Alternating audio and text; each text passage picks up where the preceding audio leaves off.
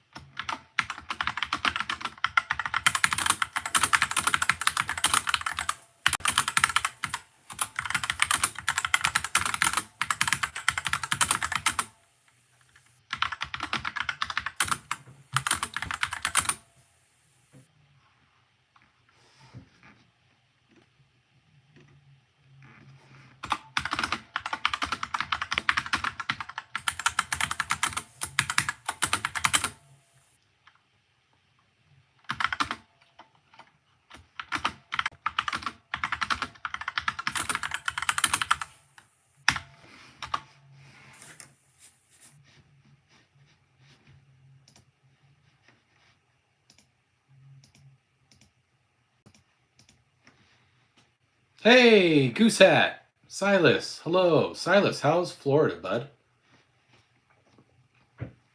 Who all do we have here? Hey, who all's in the chat tonight? I see 14 people. I know it's kind of late.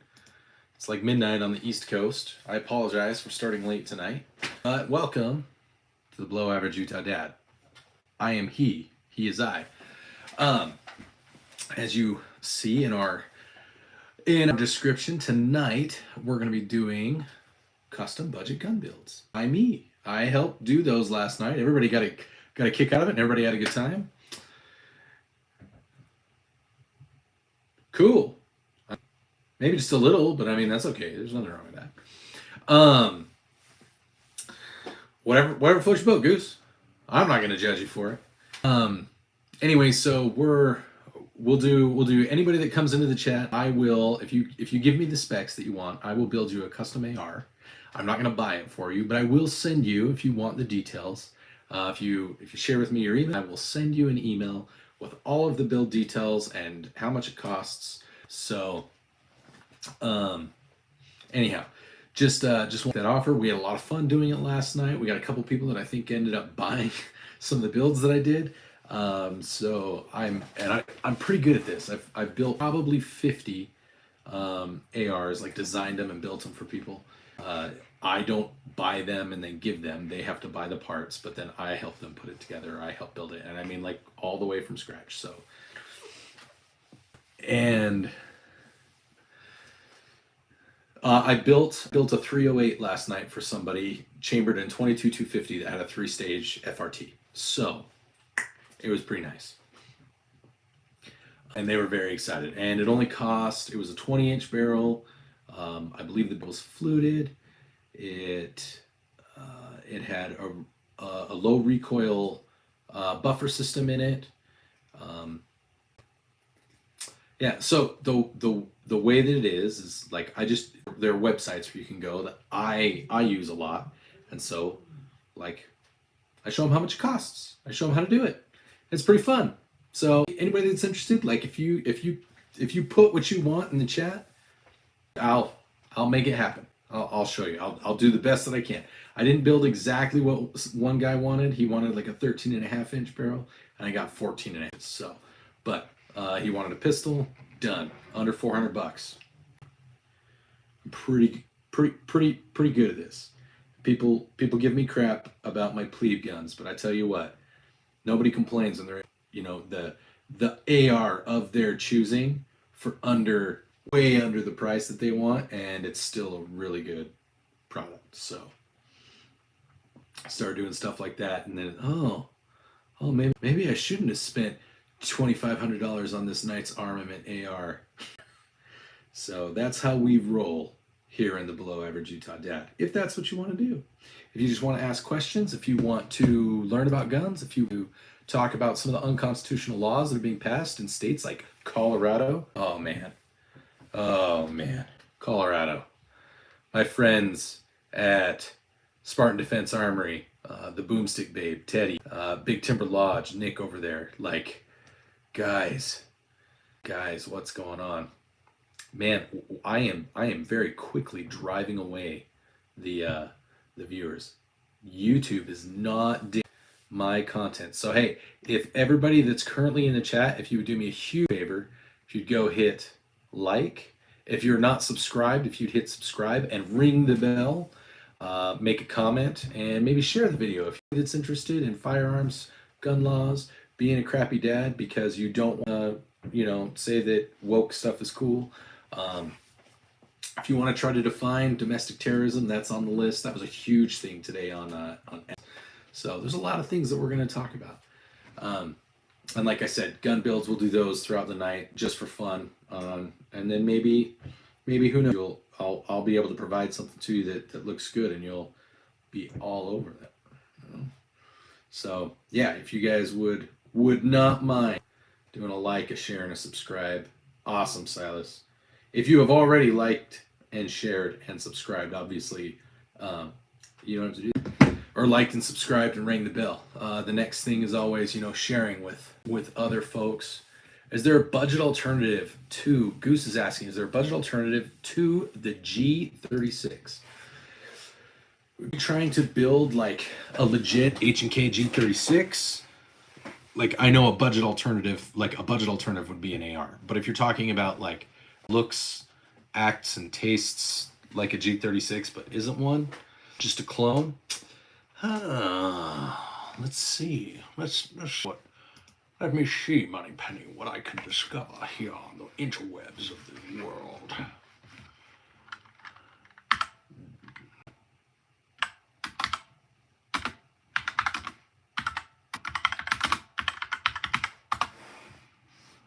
Let's see.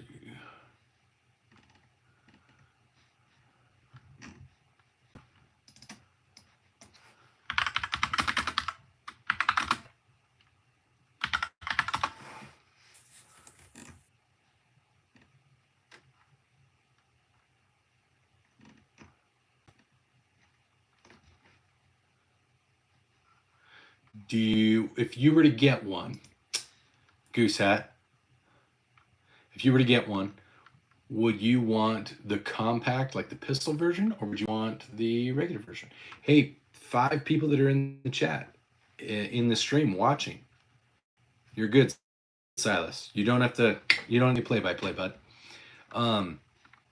If you are new to our channel, if you wouldn't mind giving a like and maybe hitting the subscribe button, you're into guns and gun builds and learning about how to do guns on a budget, how to be safe, how to have fun, how to stay away from unconstitutional gun laws, and how to make sure that people know when you set a Tesla dealership on fire and shoot bullets into it, that is in fact terrorism.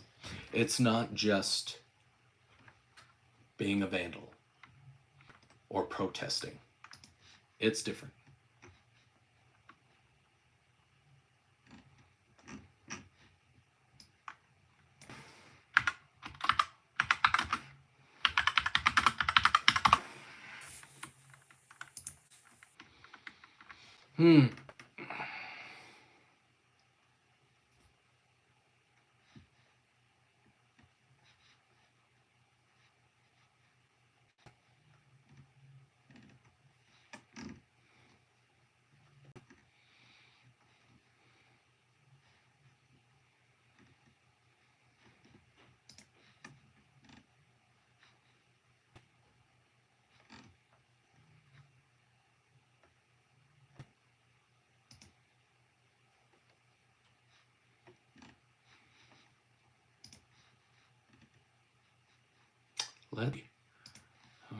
Did you find out who put the screws? We did not find out who put the screws in our tires, but we are pretty sure at this point that it was a person who put screws in our tires. Okay, here we go.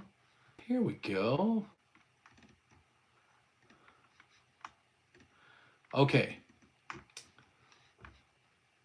Goose, we are doing a late night live. I sent you a message on your post, Practical. You want to be, if you want a photo and you want a shout out and a tag, in my my Friday morning motivation video, where we play Rebecca Black's Friday, and we put video and pictures. If you want your picture or a little clip with your tag that says youtube.com/@practicalcivilian, let me know, and I'll put it on there for Friday morning. I'm gonna make it tomorrow night so that it goes out at like in the morning on Friday morning, because that's when my subscribers and my viewers all sit there on. Yeah, happy to do a shout out. Happy to collaborate. Okay, Goose Hat. So there is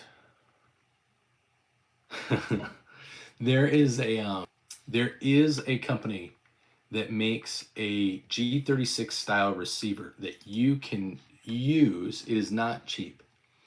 So you can use it for the base, and then you can get parts kits from different locations. If you want me to try to one out, it is currently sold out. Never mind, that company's gone.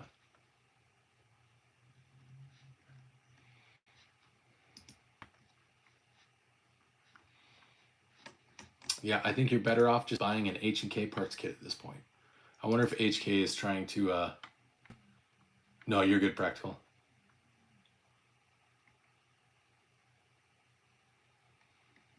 Oh, that would be cool. That second part, the belt-fed AR-15, that could be cool.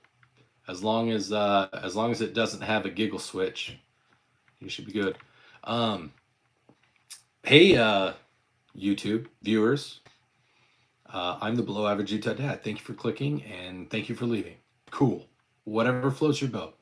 We're doing custom research on builds. So thanks, Farhan. So we're doing custom research on builds. We were going to talk a little bit about domestic terrorism. Farhan, you can definitely have Farhan Mashraf gets a shout out, everybody. I don't know if he's ever gotten one before, but that's shout out from the Below Average Utah Dad, because I care. What's a way for you to legally acquire a handgun at 19 for training? Buy airsoft. If you mean Cody Troxel, okay, you want me to try to build you a 22 Gatling? No problem, bud. If you like guns and you like goofy stuff and whatever, if you already train with airsoft, you are already well on your way to training Goose. Just make sure you always train with a loaded mag in your airsoft gun, because that's going to give you the most realistic weight and balance for everything. Yeah, so a pistol is someone would have to gift it to you. Now, if you're legally able to buy a rifle or a shotgun, then they would be able to gift it to you, and they would already have to have it. I think there's usually like a 1-year grace period of ownership, especially if you're in a state that has to have it registered for a certain amount of time. Farhan, I hope you're crying because you're laughing and not crying because I made you sad. That does happen sometimes, sis. That does happen. Viewers, hello. We're back up to 13. If you're joining us, welcome. I'm the Below Utah Dad. This is our mascot, Snecky, the Don't Tread on Me snack. And I am having fun building make-believe, not real, in any way, shape, or form, firearms for my viewers, telling me what they want, and I'm using the resources that I have to build them custom builds. And then I am definitely not emailing them the custom builds that they can then purchase. Hello, Frogger. Frogger is actually one of the people I definitely didn't build a 20-inch barreled 22-250 chambered N for last night with the 3-stage force reset trigger. I have some resources here in Utah and some places that I've purchased through that that have really good deals, and so I build almost everything that's on table, practical, everything, including my AK. Like, I bought it obviously as a Mac 90 NHN 90, and yeah, I built it all. So I will probably never pay for a. I know that's not true. But if it's like an AR platform, or it can be an AR platform, I'm never going to pay for it. I will buy the parts and build it myself. I have all the stuff. I know how to do it.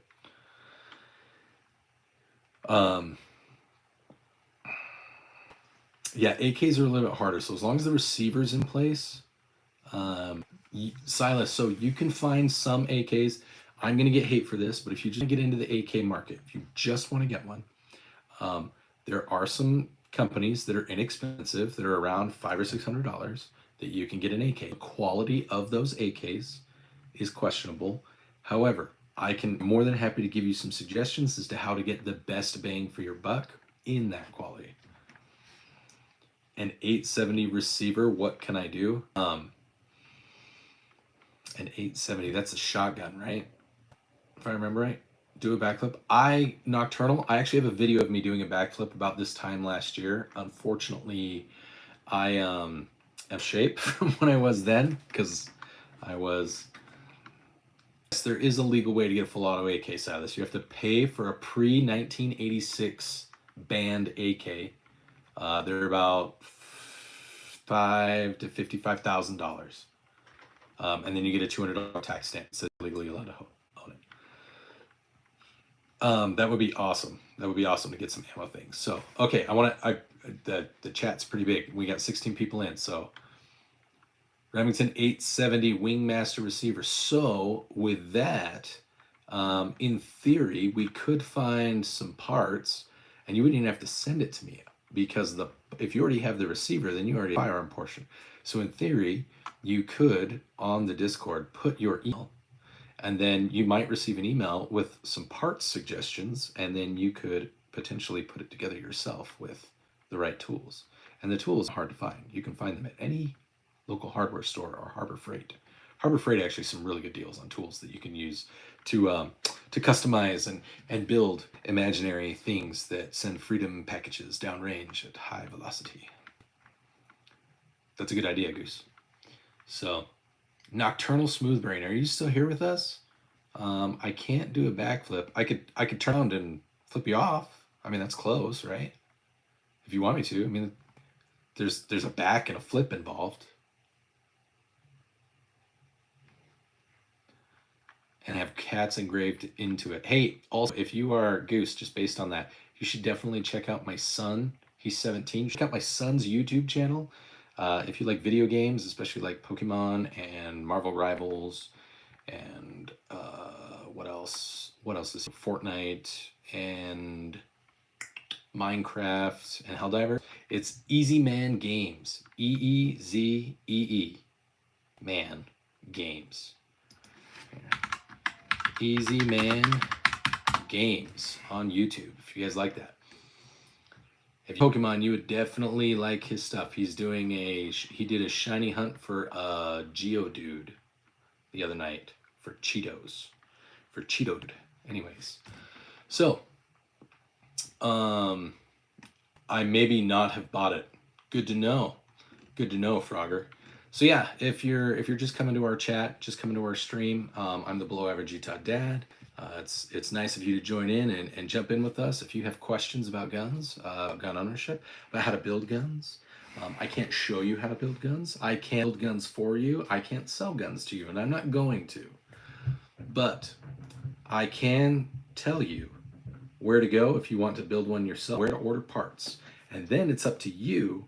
And I'm not mentioning anything about selling them, because I am not an FFL, and I won't sell guns because it is against YouTube guidelines to sell guns. So I won't. Not going to sell guns. Not selling them. But I can help people buy them by telling them where to go, because I'm not a salesman, and I don't sell anything in my store. So if YouTube wants to go after me, they can, and that's fine. But I'm not selling anything. I'm helping people learn the intricate engineering of firearm assembly and building. And there's math and science. Frogger, you can't fix smooth brain activities or smooth brain syndrome by doing smooth brain things. Nice, Practical. What's a good first rifle for someone with poor arm strength? Like, I'm going to be completely honest, Goose. based on everything that you've described in the past and whatnot, you probably just need an AR. Just get an inexpensive AR, man. You can get them pretty lightweight with like skeletonized pieces and stuff, so it reduces weight even more. It has very low recoil. It's an easy rifle to shoot. You can hunt lots of things with it. You can go with that too. It's up to you. I like ARs. I think conversion kits are awesome. Like 5.56 is an easy conversion in an AR. Yeah, and they make really simple charging handles that are like low. They're really easy to use. My Dexter's charging handle's a nice big charging handle. It's got really good leverage, so I can just. Oh, don't even start, Frogger. You and J Dog don't need to be doing that now. I hear you. I hear you, man. But we'll get you taken care of. We'll get you taken care of. In theory, you should be able to, depending on the state you're in, you should be able to buy an AR if you're 18. Just saying. You can legally own a real tank, not even a stationary one that can shoot. You just, again, you have to be able to pay for it, and you have to have a tax stamp. Wow. J-Dog. Did you make good bank on it? I hope you overcharged him. So let's see something. All right. Hey, we got 16 people in chat. Welcome everybody. I'm the Below Average Utah Dad. If this is your first time in our chat, please give us a shout in the and I will say hello. I'm not monetized, so I really will.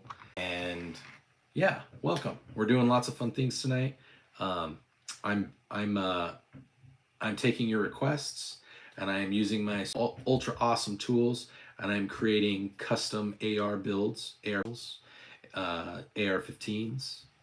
AR-45s, AR-10s, AR-10 millimeters.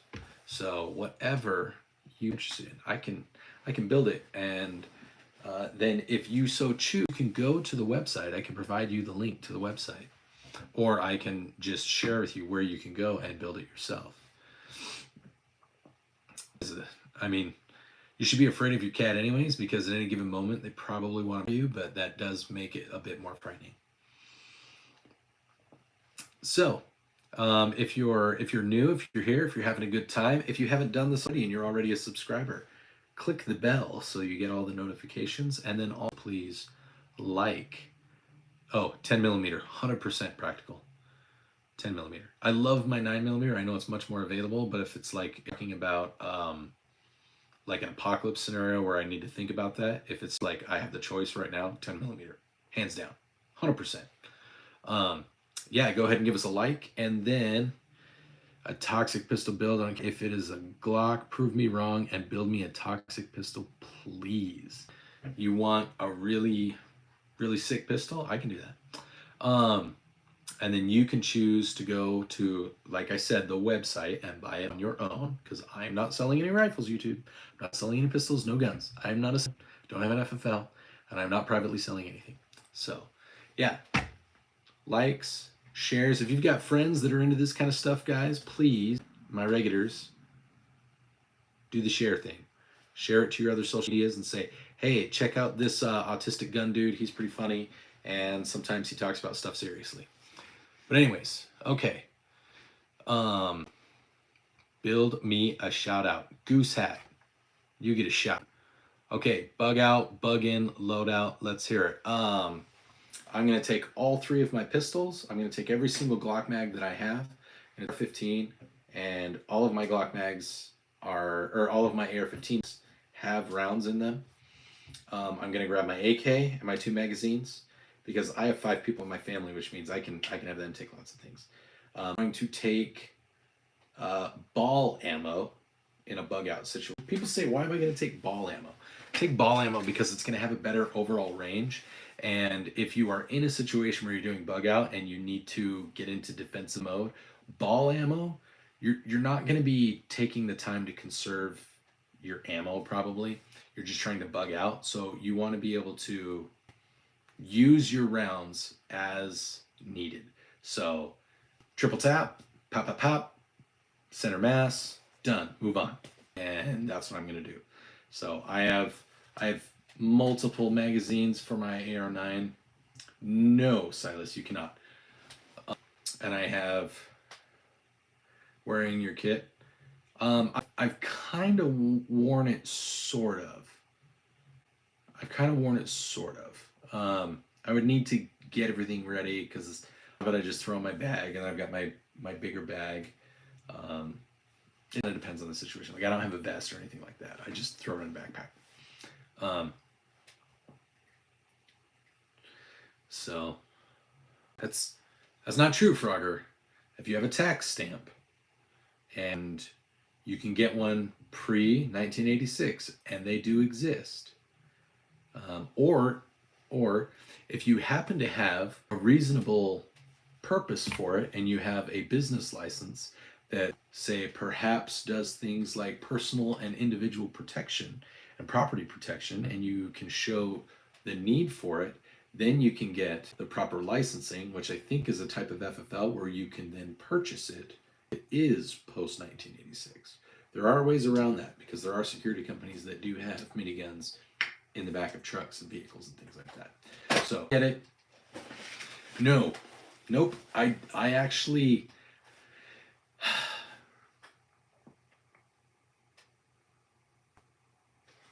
That's a good loadout.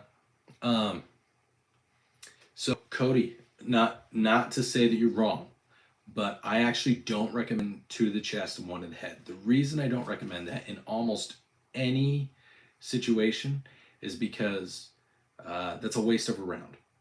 Your head round is a waste. If you just dump 3 in their chest, 3 in the chest, they're not going to survive. It's not going to happen. Especially if you're using, if it really does anything like 380 auto and higher, if you dump 3 into their chest, they're done. So unless someone's going to get there and stop them from completely bleeding out and like take care of their, like they have, at that point they're going to have either multiple wounds in their lungs, or they're going to have multiple wounds in their, hey Outdoor, what's going on? Welcome to tonight's stream. Yeah, it's again, like zombies loadout. Again, it's one of those things where people are like, what would you take your zombies loadout? Like, probably still ball. I would probably still use ball because one, if anybody ever watched the show Mythbusters, showed how surviving a zombie apocalypse is actually really easy. And then if you do things like shoot them in the legs, like if you can destroy certain parts of their body, that's all you have, because zombies will actually, like if they keep crawling, if you can partially immobilize a zombie, like it's done. You can, yeah.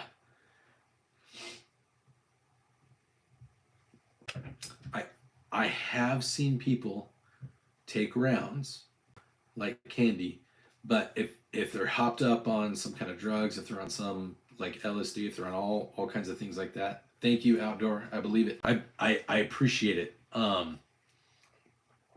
If you're gonna do something, if you're dealing with that, it doesn't really matter what the ammo is. Like you're gonna dump until they're done.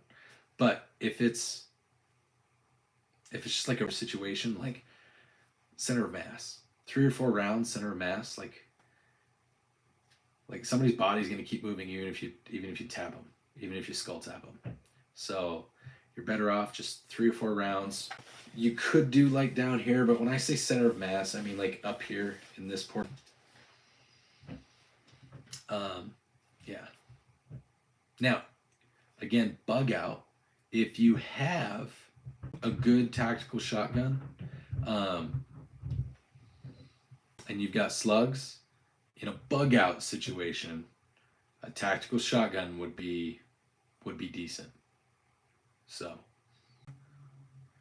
anyways, so that's just one of the routes that you could go,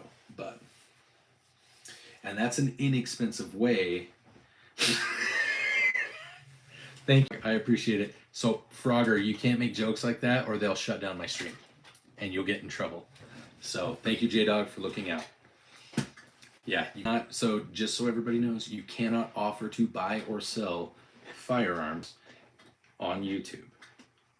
You cannot offer to buy or sell firearms on YouTube. You can help build and you can recommend where someone can purchase and get them.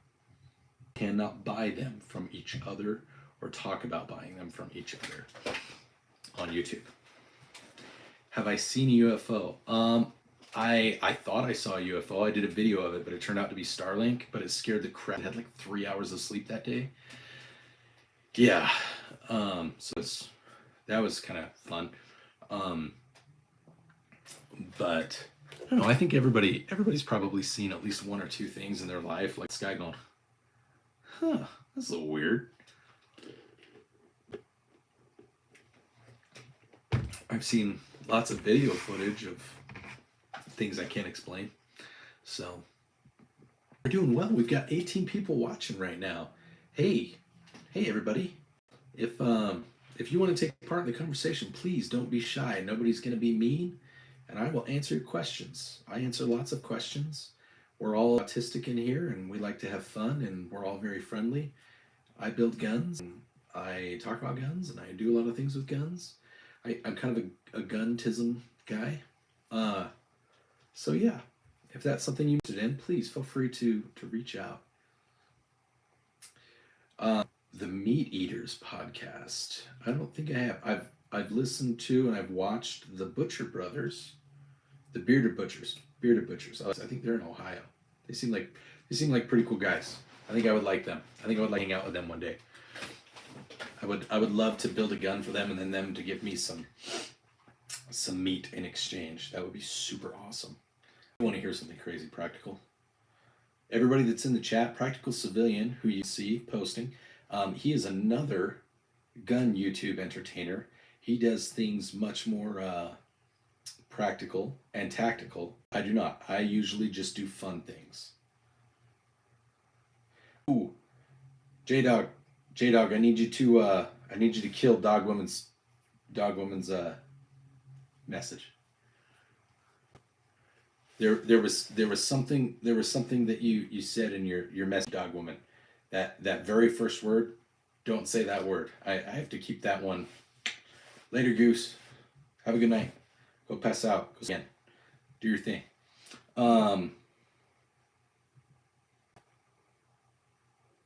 That's where okay. Silas, I will tell a story. You're good, Dog Woman.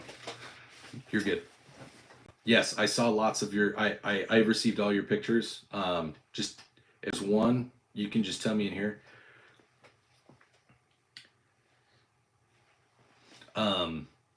If there's one in particular you want to use, just let me know. But anyways, so when I was like, I want to say I was like 13 years old. Hey Josh, what's going on, bud? When I was like 13 years old, my buddies and I, we were coming home from a football game. We were in like 7th or 8th grade. And this was in Mountain Home. We all lived on Mountain Home Air Force Base. Our parents were all in the military.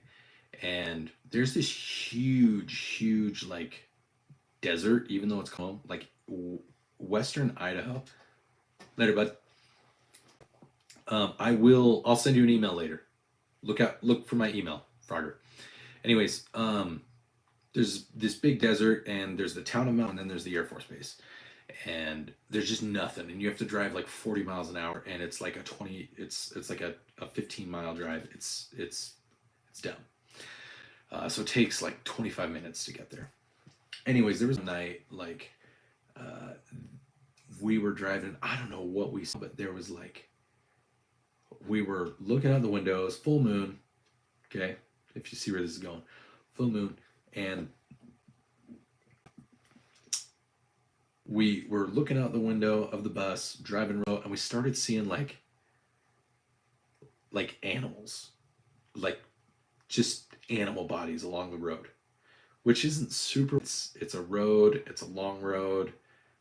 People drive whatever speed they want. There's hardly ever cops on it. But anyways, but it was like it looked like like a ground squirrel, and then there was like a fox, and then there was a bird, and there was like a cat and a dog, just really, and then there was like a goat. Okay, so this is like legit. This is all happening, and then we, we're looking up and we're seeing just like, and it just kind of like random desert animals, farm animals, like look, because there's little just farms and stuff, and we're looking up, and it looks like a big honking like dog. At first, we think it's just a big dog, and we're like, "Oh man, that's crazy." And we get closer, and we're like, "That's bigger than a dog." Oh, dude, I lived in Alaska before I lived here. That looks like a wolf. Somebody's like, "Nah, there wouldn't be a wolf out here." And we got closer, and no joke, not lying, like one of the weirdest things I've ever seen. And we get closer, and this is like way bigger than any wolf. And I've seen like Alaskan timber wolves. They're not small, okay? This thing turns its head, all right? Hey, how's it going? Turns its head. Its eyes are like glowing, not like reflect lights, not like reflecting eyes, like green eyes, but like glowing yellow. And then it stands up on its back two legs and runs off its back two legs into the desert. And we're all just like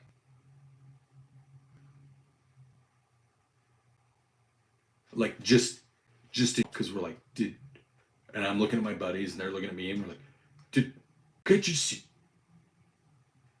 like, it was I'm 100% with you, practical, like it was a skinwalker, some kind of werewolf skinwalker, like just some crazy like western Idaho desert.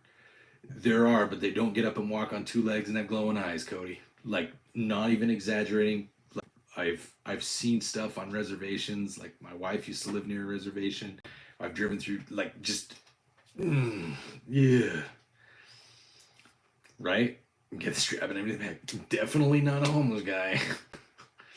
it was it was definitely one of the creepier things that I've seen in my life, and I've seen some pretty creepy things. I've seen a black Bible, which is like a satanic Bible that's made out of like human skin. Um, I've seen a dude. I've seen a dude float like a foot off the ground in a rocking chair. That was weird. Don't ask me how he did it. I am a firm believer. I am not a Mormon or a Christian in the traditional sense. Like I said, I grew up Mormon, and I believe in Christian values, but I am a firm believer in good and evil. And there is evil in this world that is inexplainable. Yep. So no, that was actually the Black Bible and the dude floating were in Chicago while I was on my mission. The Black Bible was really weird. Like, this guy like took like a lighter, and he was showing us like, yeah, I got this from my grandpa who used to be like a witch doctor in Jamaica, and he was like holding a lighter to it and like just there, just like holding a lighter to it and do anything. Like the flame was just like wouldn't scorch it, wouldn't do anything. Freakiest, one of the freakiest things I've ever seen. Not as freaky as the Skinwalker thing, but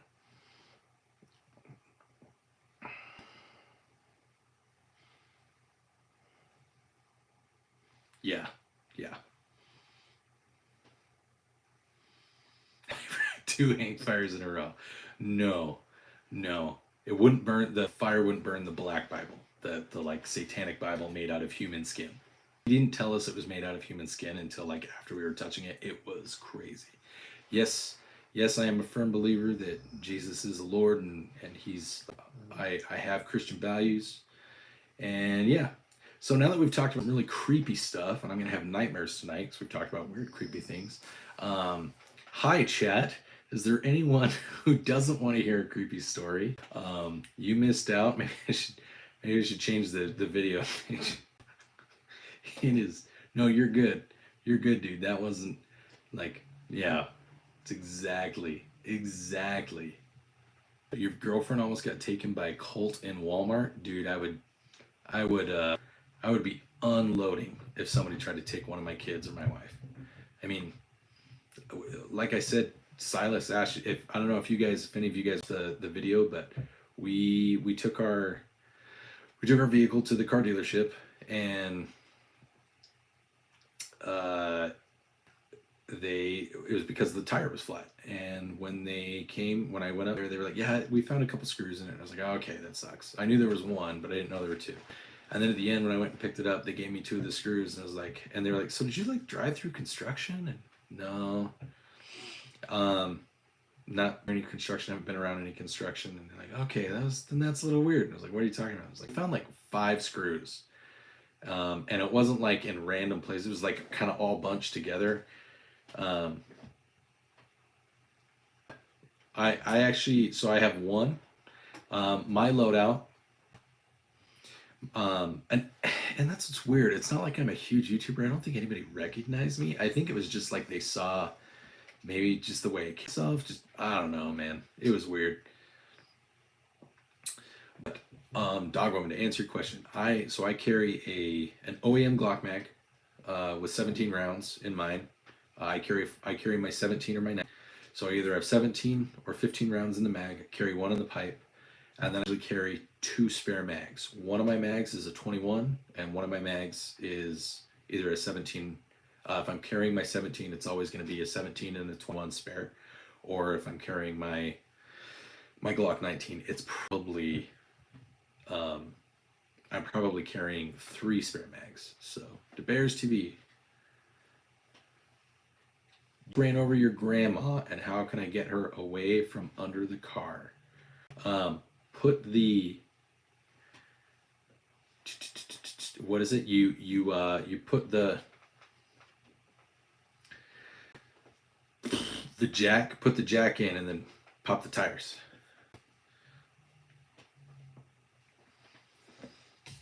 Yeah, because you're in Illinois, right? Dogwood?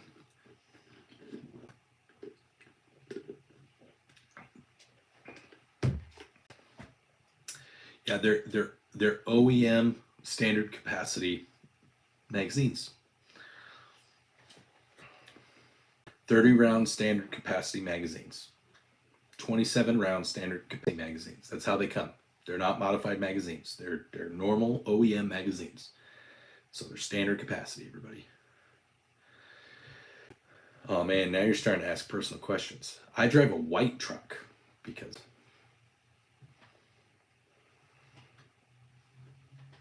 Can I tell you a conspiracy theory story? Okay. Okay. You want to hear it? This might touch a little close, but I have to make sure that we that I talk about this correctly. COVID was not random. It wasn't an accident, and it wasn't new in 2019. I have some things that happened to me that I am aware of that isn't anything I was told. There isn't anything that I'm not... There are things that I'm not say that I know about COVID, but the things that I can say come from, it's so much worse. I can't say some things, but I can say others. It is so much worse than people realize. So much worse.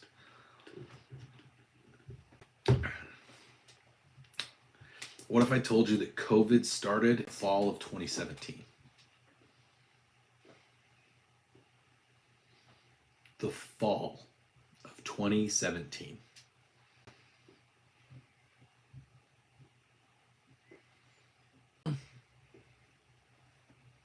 What did you think about that? Oh. Huh. That's weird. I wonder how that happened. Can anybody think of anything that happened in the fall of 2017 that started?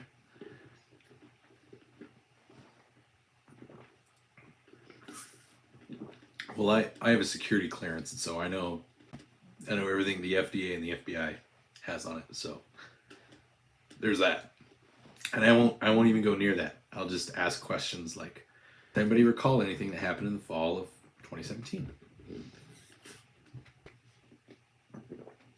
That's pretty crazy status.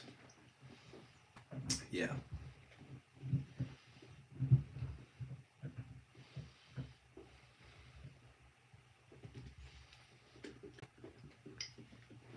Yeah, I had to go to Washington, D.C. inauguration of Joe Biden because we helped provide security and like secure comms for multiple agencies because I do cyber stuff, comm stuff. So we did satellite communications and all that. So I was there for the inauguration in D.C. protecting President Joe Biden and all the Democrats. And yeah, before we could go, they told us we had to get the vaccine. And I was like, oh, okay. And then they're like, here's a waiver. And I was like, what's this waiver say? It says you volunteer to get the vaccine. I'm like, but I'm not volunteering. You said I have to get it. So yeah. But anyways, so I'm also not convinced that the Maui fire was completely accidental.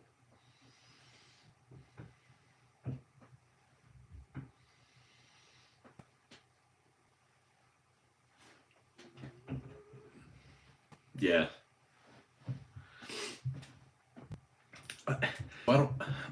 I don't know. I know that there's footage that's out there. I haven't seen any of the footage about an energy weapon. I mean, stranger things have happened. If it is an energy weapon, it's probably a lot less. It's probably more like cover-up level stuff than it is anything else. 9/11 100% was not an inside job. 9/11 was exactly what it looked like. Exactly what it looked like. Like I can definitively tell you that the moon landing was not faked. I know some people are like, fake. Transformers are real.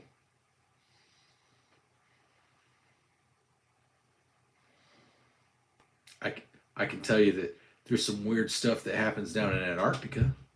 I haven't been read into anything. I don't know anything about like anything that you guys can't find that's out there, and there's nothing that I can confirm, but I can tell you that Antarctica is freaking weird. Weird stuff that happens in Antarctica.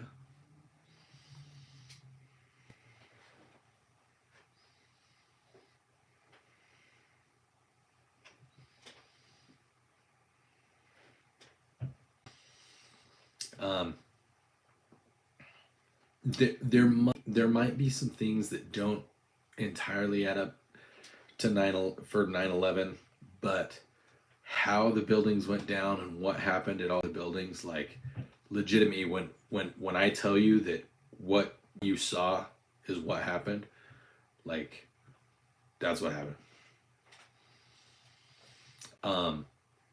Like to give you an idea, how familiar are you guys with like Jet A and JP8, actual jet fuel and its properties? How many of you have ever been around it, seen it? Like, have you ever seen like a jet fuel spill, anything like that?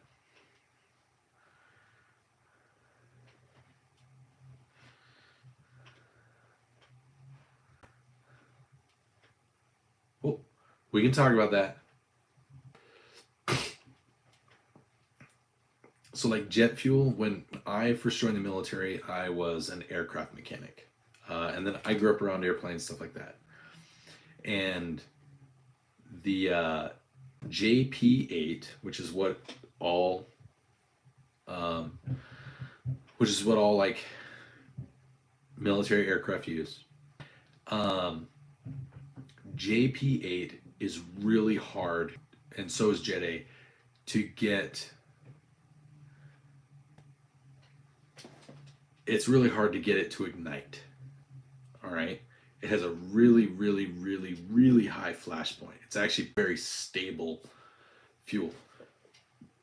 But what's crazy is that once it does ignite, it doesn't just ignite itself, it can actually consume like oxygen from the air, for lack of a better term. It it is it is crazy how hot it gets and how well it is. That's why it's used in airplanes. That's why, yeah, yeah. So we have to go through like fire extinguisher training in case there's ever an incident where there's like a fuel spill out on a out on the flight lines and stuff. And all of the, like, to give you an idea, you don't use water on JP8. You can, but it's not very effective. It almost makes it splash out and get worse because it'll evaporate the water and splash just like an oil. Um, so you have to use halogen. You have to use halogen gas. So it's like a big tank of halogen gas, and you're spraying this because it's compressed and it's condensed, and it's almost a liquid, but it's evaporating as it gets there, and it's crazy. So we did this thing, and there's like a pad where they do this, and they have to replace the pad because they take half a gallon of JP8 and pour it out there, and they use a road flare, and they have to throw it until they can get the JP8 to light with the road flare, because it won't be right there, but once it goes, it's like, and so it goes, and we have to put out like a warning because it makes a huge like detonation sound when it atomizes, because it's slowly atomizing like gasoline. So it's like, so it makes like this detonation sound, and then it like starts kind of like spinning like a tornado, just the JP8 little puddle, and it's just burning, and it's like this little fire tornado, and we have to put it out, using it to put it out. But if they showed us what happens if you don't, and it literally burned the concrete. It turned the concrete into like gas.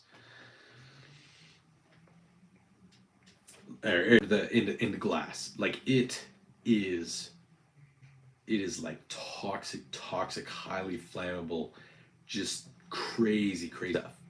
But it has to be. That's what we use in airplanes to make them fly, and it's really expensive, but it's also really, really effective as a fuel, and that's why we use it to make airplanes fly.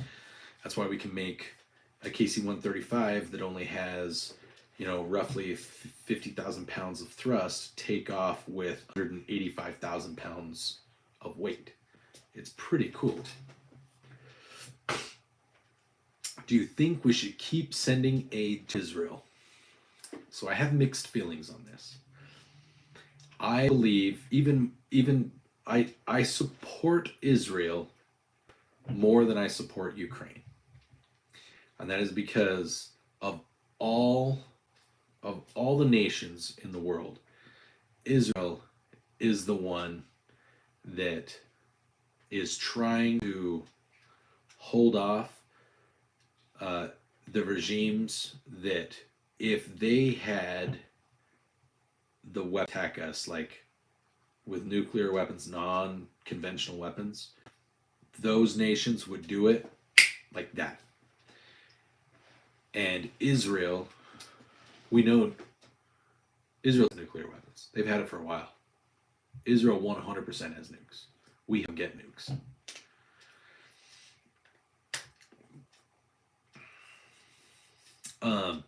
J-Dog, I think to answer a question about airplanes and drawings and petroglyphs on things, I think that mankind has been around for a long time, and I think people do. I think reality is stranger than fiction. That's what I think when it comes to some of the things that are not very explainable. That's awesome, Beta. That's awesome. So, but yeah, so to go back to Israel, I think we should continue to help Israel because Israel's really good at fending off what's going on down there. They're good at fending off the Houthi, Syria, Iran, Hamas.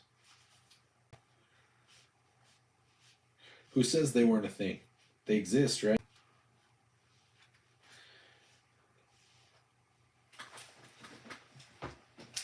Okay. How many are familiar with like string theory and bootstrap theory and like physics and things like that. It's not my. It's I don't know lots about it, but I know enough about it to kind of get a little bit into some things. Yeah. No, I hear what you're saying. Just are you familiar with string theory and bootstrap um, and the way that like wormholes and gravity and time dilation work? We're gonna hit 1,000. What's gonna hit 1,000? Oh, I see what you're talking. Okay.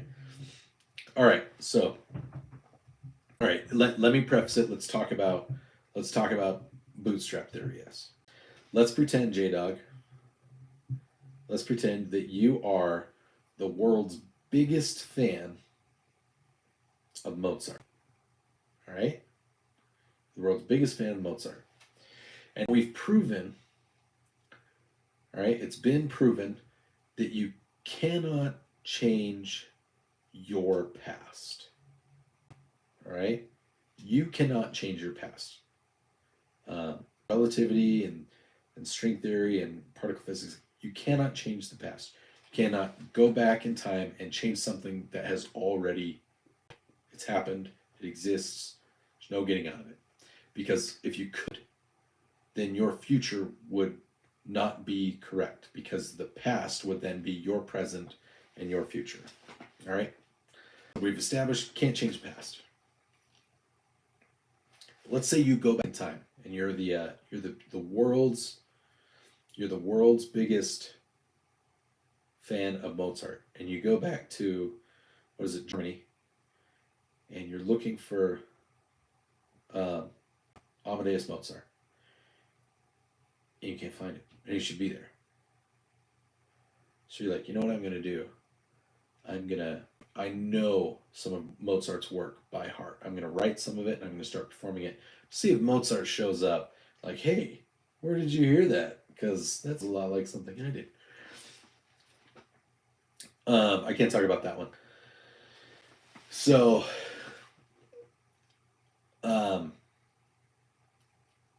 so you do this, and he never shows up, and so you just start writing Mozart's music. You just start writing it, and you get these are the works of Mozart, and nobody ever knows who Mozart is, but they know that you wrote it. But you always give the credit to Mozart, and so then that's who has all this credit. So then the question becomes, you guys can ask, I'm just not going to answer the question. Not going to answer it. You don't have to delete it, J-Dog. I'm just not going to answer the question. So who was Mozart for you in the present before you went into the past? Which isn't truly the past, it's your future. All right? So, we've gone there. There's not really a good answer to it. There really isn't. You guys asked, and I said I'm not going to answer it, so you can keep asking. They're drones. They're drones that were flying, and you'll note they're not in the news anymore. So it's not a big deal. It was addressed.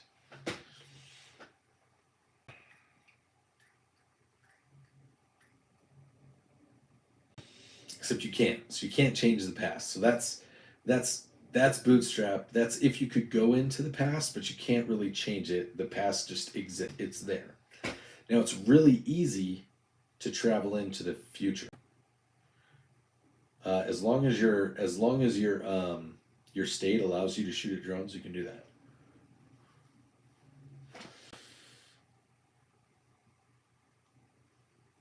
I think the problem with an EMP is the only way that an EMP, there isn't really a super effective way to create an EMP without a nuclear detonation. We haven't. There's ways to do it. Like anything electronic gives off an electromagnetic field, and so theoretically you could blow up anything electronically, but you have to get it to blow up due to like a almost like a nuclear reactor. You have to get it to like melt down, so it has to be overcharged, and then what causes it, like you can't just go blow up a transformer, like an electrical transformer. You can't just go blow up like a transfer station. All right, so solar flares, it's a little bit different. There's electromagnetic interference, but it's not really an electromagnetic pulse that shuts off electricity. So the problem with an EMP is, one, the only way that that anyone is currently aware of open source and unclassified, anything like that, is to detonate a nuclear weapon, like in space, you know, 10, 15 miles up, at the closest. And the way that, yeah, and again, like if you have, I I think that one's pretty obvious, you know, for espionage reasons, for influence reasons. Um, if you could think of a reason why the Chinese might want to buy property near a military installation, it's probably correct.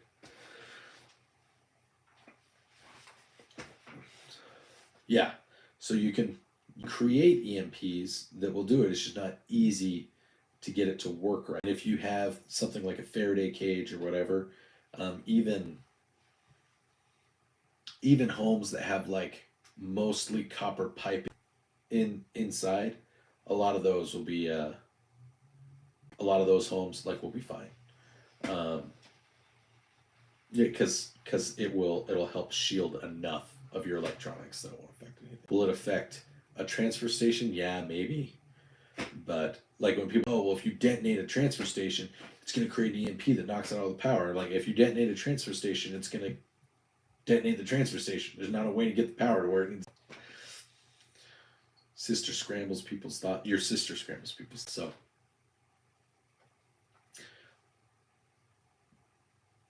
thoughts on me building one myself? What are you talking? If you want to, that's up to you. I'm not going to advocate for anyone. Technically, an EMP is not considered an arm. If you can build one and it is an effective EMP, I believe it is considered. Um, I believe it can, under the right circumstances, be considered a WMD because of the long term and potentially detrimental, because you're not affecting one target, you're affecting targets with a single device. So I wouldn't recommend it without like permission from certain bodies and everything.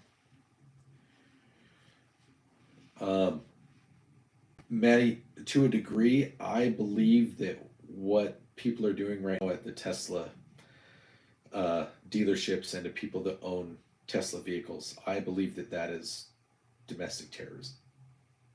It's they are angry for a political reason. They are protesting. They are being violent. They're destroying property, and they are threatening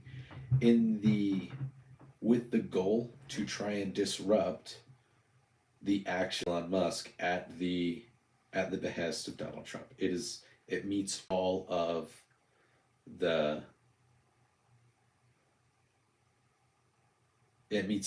the tick marks of terror.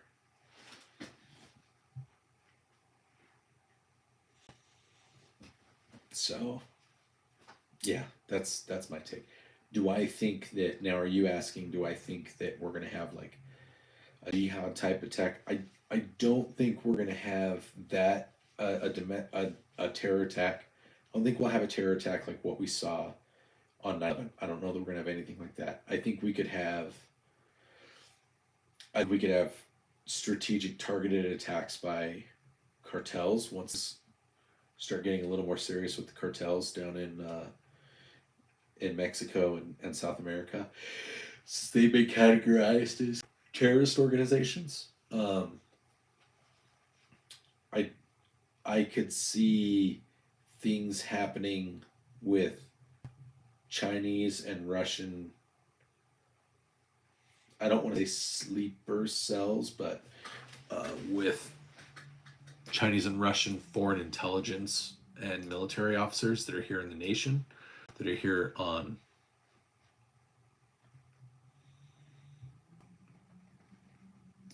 Yeah.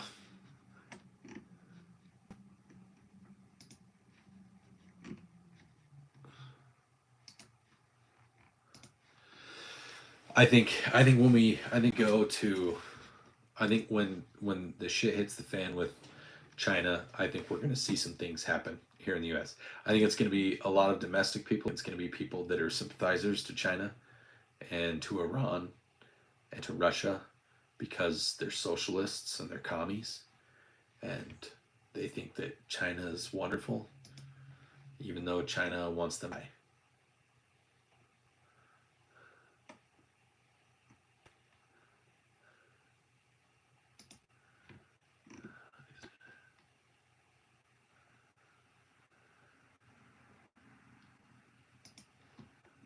Sorry,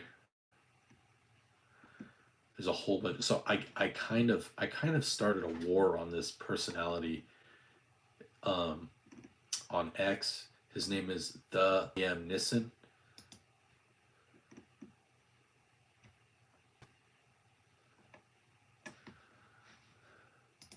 and because he talked about how he was talking about terrorism, and so I said, well, what do you call this? And it just blew up, and so like my X account, like all day today, has just like every 20 seconds I'm getting a notification, and I've had like 50 people start following me on X, and it's just been growing. So I did have like I had 200 followers earlier today on X. I'm at 255 now, which is cool. I'm troll on X than I am here. Um,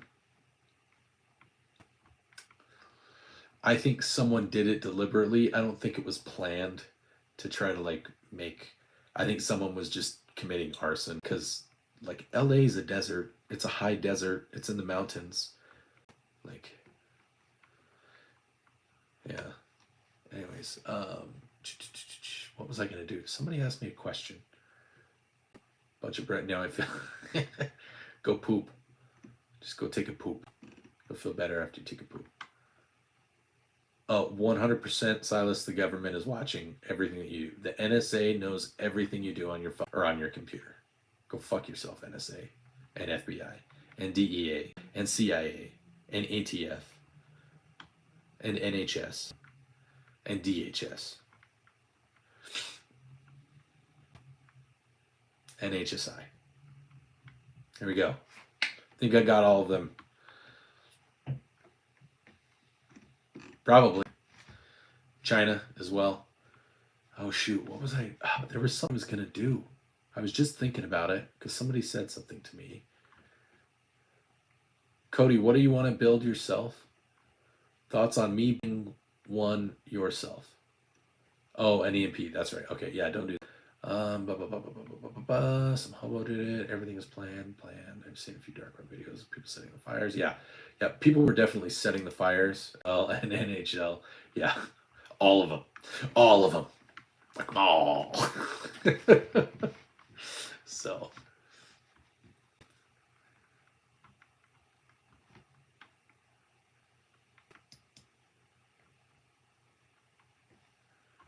yeah, I'm not gonna look at that.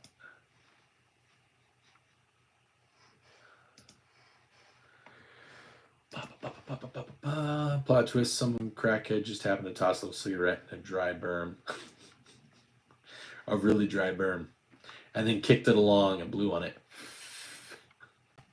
That's what he did. So, oh, oh man, looks like YouTube finally caught up with my back that ass up video. They said no.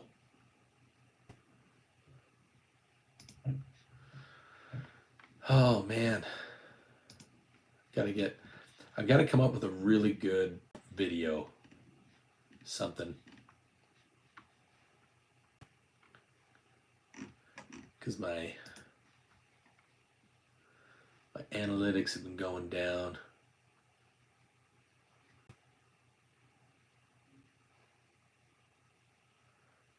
What day did I hit? After I hit 2,000 followers, my stuff just like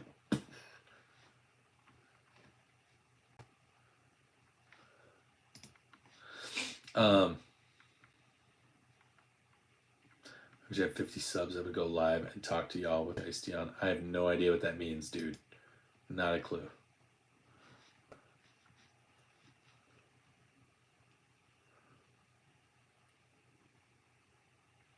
I don't have a Patreon.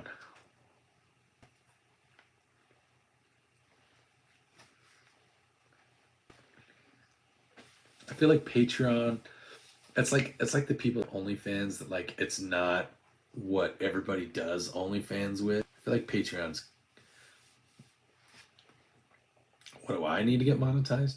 I need like I need like 3 times as many short views and like 3 times as many hours to just be able to do supers. No, I'm way over. I have twice as subs as I need. I only need 1,000 subs. So the prepared father, hello, welcome to our game. This is your first time in here. I would remember you. Ask Mr. Beast for help. Hey, Mr. Beast, you want to help a random gun tube guy like get famous? Make a camping video. So, welcome to our stream, man. What do you want to know? What do you want? What are you into? We talked about conspiracy theories. We talked about EMPs. We talked about like scary stories that we've experienced. Yeah.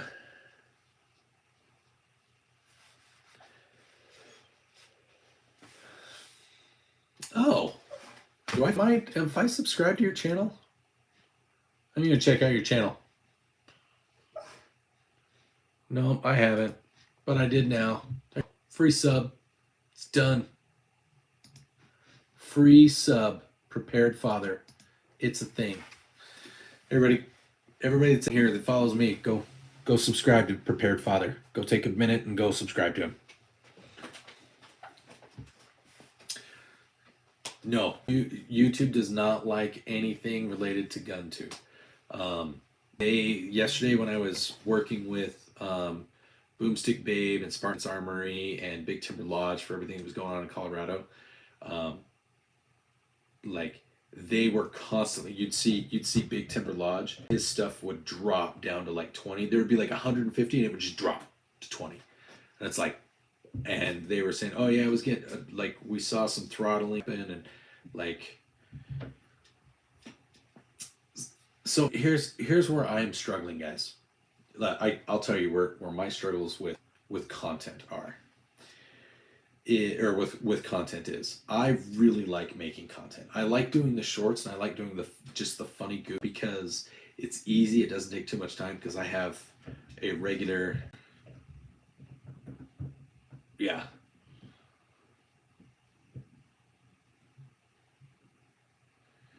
You're in.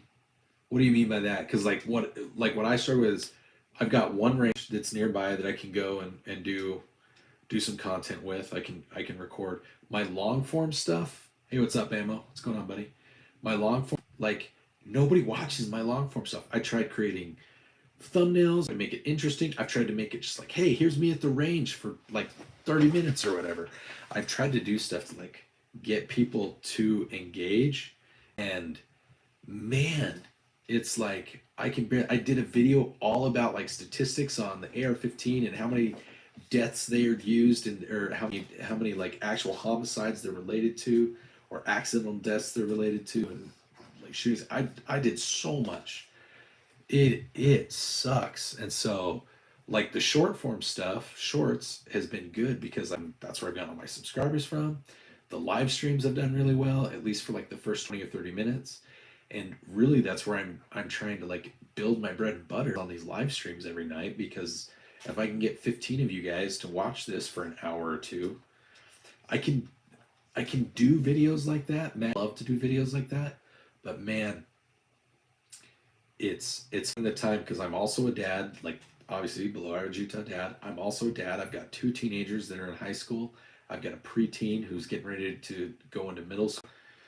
And it's just finding the time to it. And since I'm not monetized, It's like, here, I'm gonna stay up until 1 o'clock in the morning filming videos, doing lives, assembling things. I'm gonna get up at 5 o'clock in the morning to set up the shorts that I want to publish later on in the day, what time I want them to publish. The one or two regular videos. I noticed how very I understand what you said.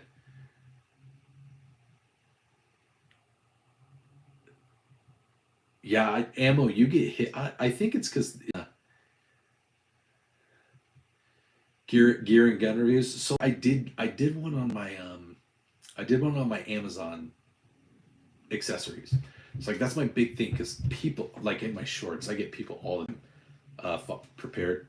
I get people that like absolutely just shit on the fact that I have like Amazon accessories and they're like, I've got pleb guns, and I've decided, oh, I'm gonna hammer down on that. Like, yep, I do, and I don't care. It's inexpensive, it works, it stays zeroed, like just all this. And like, man, they hate this one.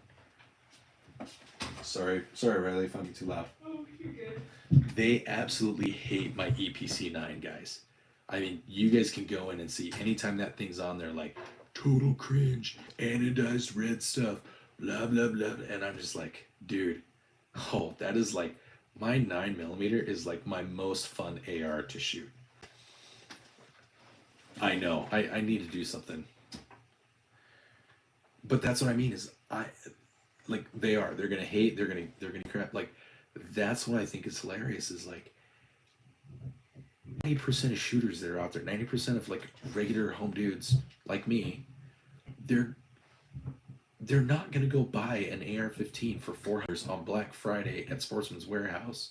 That's an M&P 15-2, and then go spend $800 on a Vortex like scope. They're not gonna do that. They're not even gonna buy the scope there at Sportsman's Warehouse because it's gonna be overpriced. They're gonna go to Amazon and they're gonna buy a scope on Amazon. They're like, okay, because even if it only works for a year, yeah, like that's how they're gonna think. No, you 100% prepared. Like, I get people on there like on X and on YouTube that are like they're like, oh yeah, I see that you like that you use the Ted Nugent sound in your shorts. So you like pedophiles? And I'm like, I don't know anything about that. He's like, did you hear the song that he wrote? I was like, yeah. Did you read the book Stephen King wrote? Is he a pedophile? I mean, whatever. There's no evidence to say that he is, and he's not wrong when he says the way to stop violence is to get a gun, practice with it, and shoot the mother effer. Like, that's what I mean. Like, if you have the money and you did it, dude, if you want to be like Frogger and go spend freaking $13,000 on a rifle because you can do that because you make 20 grand a week, go do it. Go do it, 100%. But also, they're just being a little bit elitist. So Silas, this is something you're gonna learn. Ammo, if you're still in here, anybody that's experienced this, like at a gun range, you've seen my one video where I pretend to be the AK guy at the gun range. There is this whole like elitist culture that some gun like that some gun people have, and it's if you are not buying the absolute best cream of the crop, like it is, then you shouldn't even own guns. If you're not gonna buy something good, then you should just wait and buy something good. That's what I say to that. I would rather every single person that wants to exercise their Second Amendment right and can legally do so own a High Point with an aftermarket magazine, because High Point magazine sucks, but the High Point pistols actually are pretty decent. They're ugly and they're awful to like carry around, but they are reliable. They will function. There's a reason they've been around since freaking the dawn of time, and they haven't gone bankrupt. Plenty of gun companies that are good gun companies that have gone under because they've been hit with a thing or another. Like, dude, yeah. Dude, I built one for one of my guys last night. I showed him. I built it. I said, hey, I can build you. Tell me what you want. I didn't sell it YouTube. I didn't sell any guns. I told him where he can buy it online. It's not from me. It's from a retailer. But I went to a place here. It's based out of here in Utah, and I helped him build an AR-10 chambered in 22-250 with like a 3-stage force reset trigger, a silent buffer that has the advanced recoil system on it, a really good pistol grip and hand guard, 45-degree angled sights, assembled barrel. Like he didn't even have to put the barrel and all that crap together. A lightweight skeletonized M-lock rail, 20 inches, one in, I think it was a 1 in 7 twist, like for like $1,100. It was like $1,100, and like everything was assembled except the lower. The lower he had to put together himself. Yeah, because like I do this. I've built like 50 ARs for people. I will never, I've told these guys earlier, like I will never buy another rifle unless it's like a very specific like rifle that I can't build myself. I will never buy a rifle again. Like a bolt, like unless I'm gonna go buy it just so that I have it like for content or whatever. Like if I need to go buy a Remington 700 or whatever, or model 700, just to be like, look guys, it's a bolt action lever 700. I build ARs because I can get them in pretty much any caliber that I want, and I know how to put them together. I have the armorer's tools to do it. I have the benches to do it. Like I built all my handguns, all my PSAs.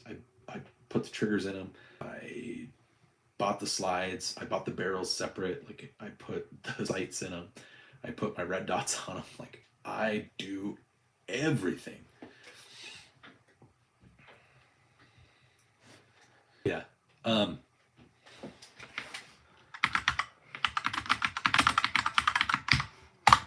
Check them out. Prepared. Check them out. If you have Glocks, J-Dog, did you end up buying one of those triggers that I showed you? If you have full size Glocks prepared, like a Glock 19, Glock 17, or like the equivalent of it, go check out their website. They have like $40. They have like $40 short pull. My two right here. So I have a Glock. I have my PSA daggers. This one is based on a 17. I swapped the slides, guys, and the green one here is based on a 19.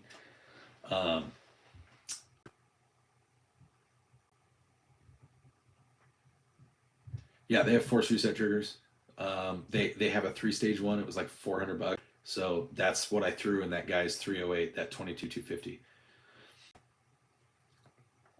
When you buy it with a kit, you get a discount on it, J-Dog. But yeah, so for the Glock 19, Glock 17, 9mm, I bought 2 of theirs, and dude, it's like a 2-pound trigger pull and like nothing for the reset.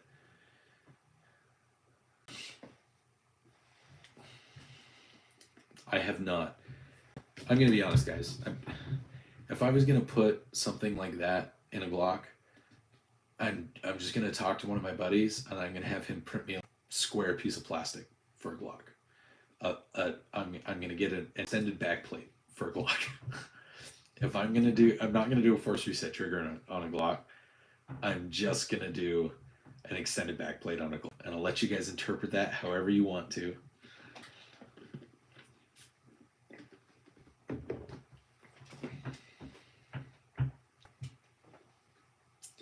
Yeah, if you've got some Glock buddies, like have them check it out. Is it as good as a freaking like a Timney or what is it? There's Apex Tactical. There's whatever Johnny Glocks. Like no, it's not as good as like one of those $135 drop-in triggers. But for $3, it's pretty damn good. And I'm all about that because I believe, like PSA and like Founding Fathers, that we should all have guns because I don't trust that the government has my best interests. Colorado proved that this week. They proved it yesterday. Thanks, Colorado. My friends over there, like, so paired. I'm pretty good buddies with the folks at Spartan Defense, Alicia Garcia, the Boomstick Babe, and there's a show called The Second Syndicate that they do on Spartan Defense Armory, like every Tuesday or Wednesday. Big Timber Lodge. Yeah, I know Timber Lodge. So I've gotten to know them. Like as soon as I started hearing about this Colorado stuff, I've built some pretty good relationships there. I wrote a really long letter here in Utah to Blake Moore, to Mike Lee. I didn't bother writing one to Governor Cox. I went to Clark Aposian with Gun Radio Utah. FBI and ATF go eat a giant bag of dicks. Excuse me, gentlemen. I'm going to go use the restroom because I drank this whole thing of water and I'm at 90 minutes and I'm 41 years old, so. We'll put our channel mascot here. Channel mascot's in control now, guys.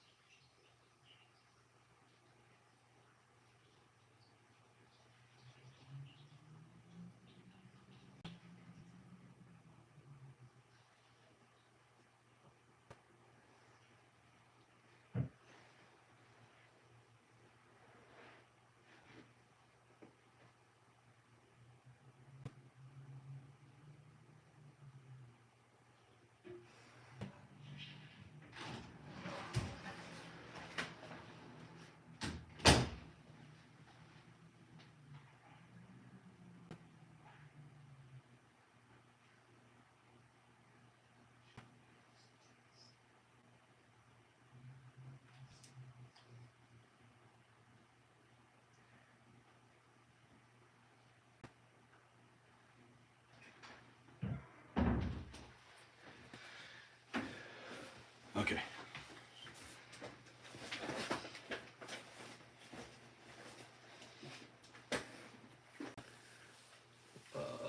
Who aims at plates? What are those level 5 plates, sir? I found a tank for sale on a website I won't name. Way on to you now. Are those level 5 plates, sir? What are you talking about? Level 5 plates? I have a 6.5 Creedmoor. You better have better than level 5 plates.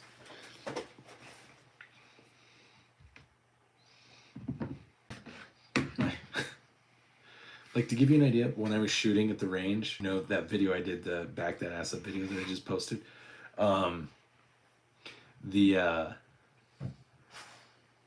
like, my camera was over here, and it wasn't the muzzle brake that was knocking it over, it was actually the blowback from the chamber. It was like, that 6.5 Creedmoor, I'm telling you guys, an AR and 6.5 Creedmoor, it is so fun. It is a laser and it's like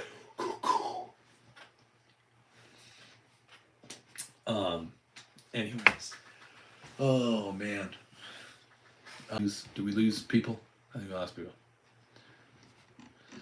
Yeah, prepared. If you have buddies that watch your show, if you have buddies that are like interested in kind of different and cool builds, you can send them my way because I know lots about doing different builds. I build all the time. I build lots of different things that you can, if you can think of it. I've found a way to build it for somebody at some point.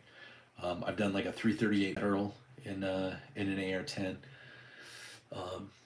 I've done a 224 in AR-15. I've done in like a 7.62 by 39. That's nothing fancy. I've done 300 Blackout, which again isn't any fancy. I've done 6.5 Grendel. I've done 6.5 Creedmoor. I've done 6.8 Special.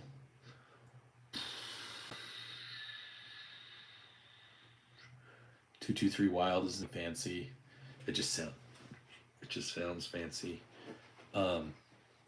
Desert Rat Skull and Antlers. Thoughts on 6 Arc? Hey, welcome to the channel. I think this is the first time I've seen you in here. I think 6 Arc is really, really cool. I think that it's still a little pricey, but I think that it has the potential to be a if you can find good deals on the ammo and you want to build like a 6 Arc on an AR platform. I really like AR platforms just because they're easy to build. They're familiar to almost everybody that's in the gun world. They're easy to repair. They're easy to find parts for. Like really, there's the barrel and there's the bolt carrier group. Everything else is pretty much the same unless it's an AR-10 platform, AR-8 platform, or an AR-15 platform, or like an AR-9 or AR-45, whatever it is. But 6 Arc is a fun round, especially if you can get the ammo for it and you want to build it. Like I said, I like the AR platform. If you want to build it in a different platform, go for it. I believe that there are some companies that make 338 Lapua. I know that there are some that make Winchester, that make ARs and 300 Winchester Magnum. They make ARs in 30-06. They make an updated version of the BAR called the H-Car that's really, really, really cool. The Phoenix Armory in Denver builds the AR 4570 Auto, and it's basically a modernized version of. I would do 6.5 Grendel. Just enough. I knew J-Dog. J-Dog just got a chubby, guys. I think what you get with 6, you don't get the range that you get on Arc, but the extra mass is pretty nice. It's not as much mass as a 300 Blackout, but it's kind of like a scaled down 6.5 Creedmoor, you know. So moving slower than 223, but enough extra mass that it can do what it needs to do to targets, but also moving fast enough that it's a lot more range than what you get out of 300 Blackout. That's just my experience. That's my thing. There's also 6.3. I'm from Utah. It's there in my name, Mahmood. Oh.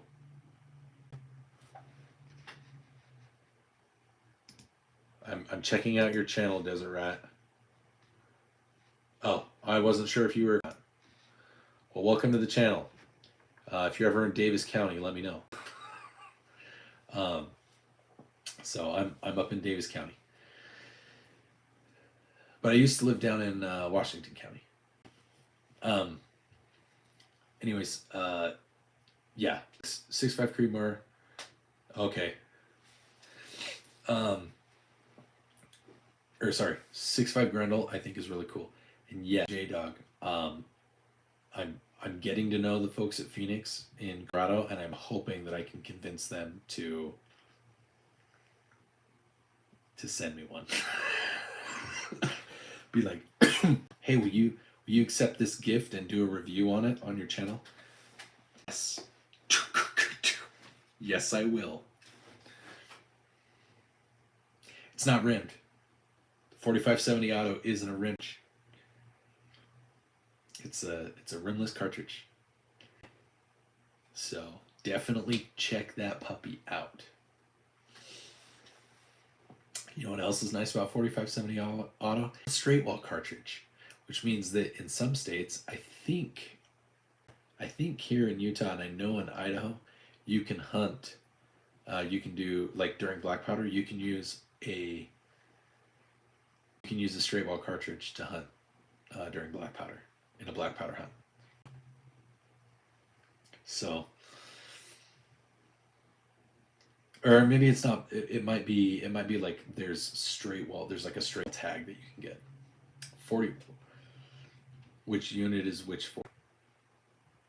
Desert Rat. J-Dog is just... He's so excited, right? Go for it, Silas. If you have the money and you have the tax stamp, go buy that tank, buddy. Do it. J-Dog, don't buy the tank. You can't even for your Action Express. But, oh man. Are you talking about this one right here? Desert? Or are you talking about that one?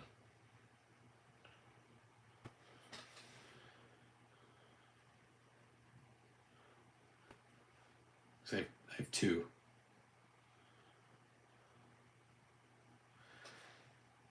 This one was a gift. I mean, technically this one was a gift, but this is a unit that I was attached to. This is a unit I did a job for. And so while we were there doing it was like 6 weeks that we did some work. I do not have a chest rig backpack.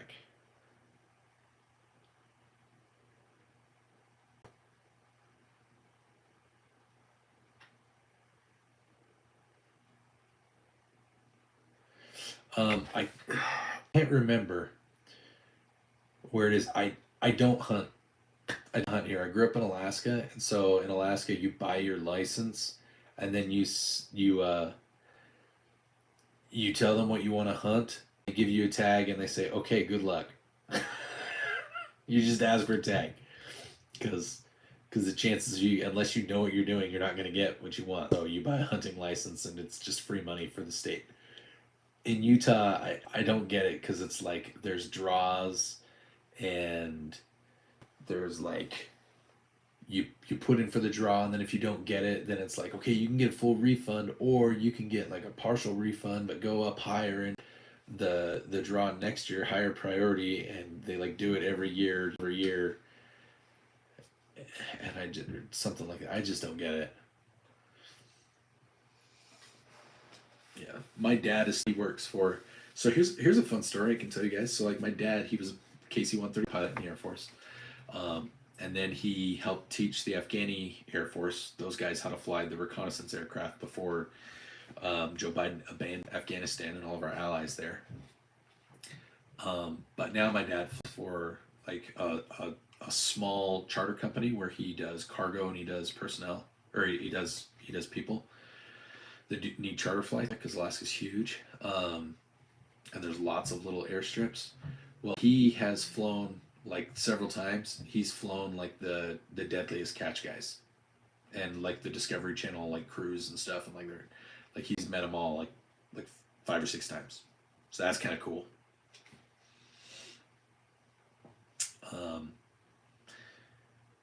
I've met. If you guys have ever seen the channel Batty Streams, he used to be on the Unsubscribed podcast. I've met Batty. I met Matt Best. My son has met a bunch of Pokemon Go YouTubers. He's met like 4 of them. I've met Casper Van Dien. I sat next to him on an airplane for like 4 hours. It was a really funny story. He was really cool. I didn't know it was Casper Van Dien until we landed and we got our luggage. It was really funny, and it was embarrassing. Johnny Rico. I sat next to Johnny Rico for like 5 hours. I'm trying to think of Exhibit A versus Exhibit B. What? What nonsense are you talking about, J-Dog? Is the food coma getting to your brain because you're forcing yourself to stay awake?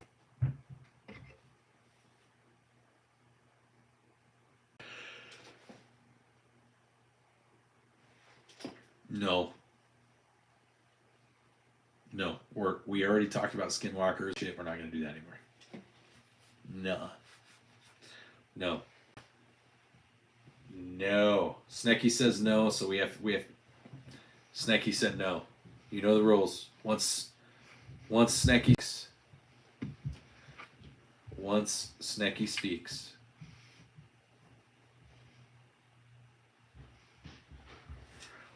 It's the rule. Eli's coming. Get ready. Eli's coming. Dad, related to the live stream, I just had an idea for a showdown for you. What? Poison Sting, Come Cloud say hi. Tire. Say hi. Come say hi. Just right here. Hi, chat.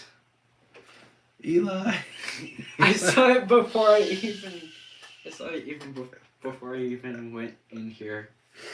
So. Poison Sting, Cloud Tire. I'll tell you later. Okay. But I should probably go to bed. It's 11:30, and it's an A day tomorrow. okay. Will you?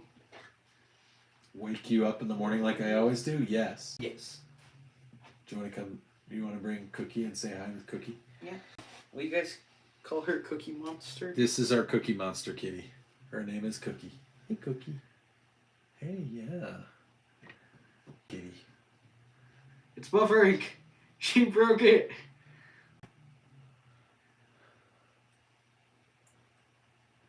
It's below average Eli. Utah. Below Eli. average Utah Eli. Hello, Frankie. Welcome to the chat. Cookie. Unless you've been here the whole time just laughing at us and our autism. That's fine. I wouldn't be surprised. Hey. Oh, are you having a good time? You're a good Pretty kid. sure she wants out. She's liking getting pets from me, though. She can't hide. I know. She doesn't like being held by you, but she loves getting pets from me. Which one? There's 4 of them there. Frankie? Here you go. Chair. I have 4. So I have 3 ARs. I have an AR-10, an AR-9, an AR-15, and I have an AK. I guess there's 5 technically. I've got an AK-47, and then over here is a 22. Alright, so I'm gonna go to bed. If I'm not asleep by then, I want to tell you about Poison Sting Cloud Tire. Because it's a good idea. The one closest to the wall is my AR-15. The one with the really big scope is my AR-10, Frankie. The AR-10 is chambered in 5 Creedmoor. It's actually in the video, the short that I posted a couple days ago, like 3 hours ago. Yeah, and when you put a stock, not a brace, when you put a stock on the EPC AR 9mm, it shoots nuclear bullets, and it'll vaporize all of the internal organs of anything that you shoot it at and the shooter. Like when you do it, if it has a stock on it, because you put the pistol on the brace and it turns it into a gun, makes a higher caliber gun come out of it. Yeah, it's amazing. But no, really, my AR-10, 6.5 Creedmoor, it's into 1,000 yards right now, so I haven't pushed it out past that because I just use like Winchester white box ammo. But I know that if I did my own loads or if like some hot Hornady stuff, I could probably push it out to like 1,500 yards. So still not quite a mile, but I mean, it's 6.5 Creedmoor. Eli is not 18, so he can't legally own any guns. He can be gifted guns that can go into his ownership. But remember, I technically don't own these guns. Yeah, it's super fun. I don't know if I'm around here. Desert Rat is from down here, so he may have heard it, but there's a group in Utah called the Long Range Shooters Club of Utah, and you can go take a long range class. They're awesome dudes, and there's people that do like 22 long rifle out to 1,000 yards. It's pretty cool. Yep, milk jug guys. So I haven't done it with them, but I've gone to one of the ranges where they have the milk jug steel, and my AR-10, my 6.5 Creedmoor Desert, I can. Hey, country folk, how's it going? Welcome, bud. This is your first time here, so everybody say hello to country folk.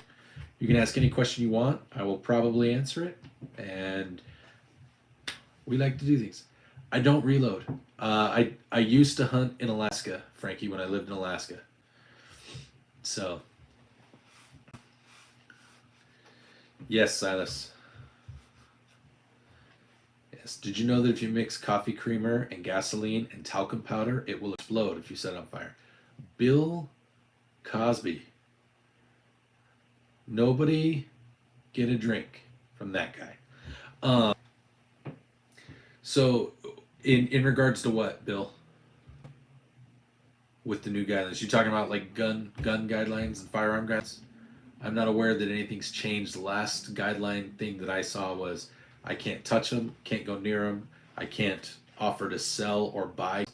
Um, I can I I can design them and build them, and I can point you guys in the right direction, like on websites, and I do that a lot. I've emailed a couple people builds that I've done that they can then purchase from those retailers. I'm not a retailer. I sell guns YouTube, and I don't offer to sell guns on YouTube, and I don't offer to buy guns on YouTube. If anyone wants to send me a gun to do a review, however, as a sponsor, I'm happy to do that. YouTube, if you want to send gun sponsors my way, you can do that. But I promise I will not try to sell them. I will tell people where they can buy them legally from an FFL and not privately, because that's your guidelines. I have to do stuff like that. I know. I just don't. I don't have the time. There might be some guys that I could get to do it. I'm pretty sure that one of the ranges here in Davis, that I think they do reloads, and so I could take them my brass and be like, hey, do you want to make me some freaking spanking hot loads? But like I said, 1,000 yards with just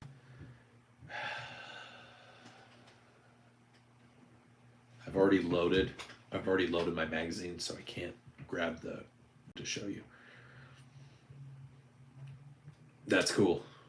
So, Bill, did that answer your question, bud?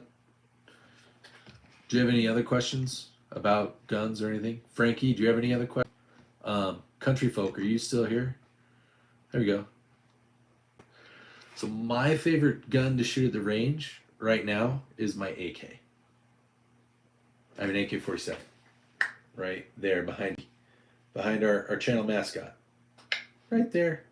I've got a Chinese Noriko Type 56 with some other parts.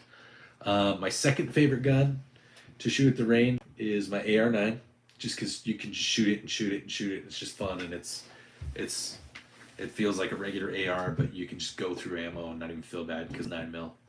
And then after that is my Creedmoor, just because my Creedmoor it feels like you're shooting any other AR, but you know that there's just so much power and behind it. It's a lovely green screen behind me. It's totally fake. 100% fake.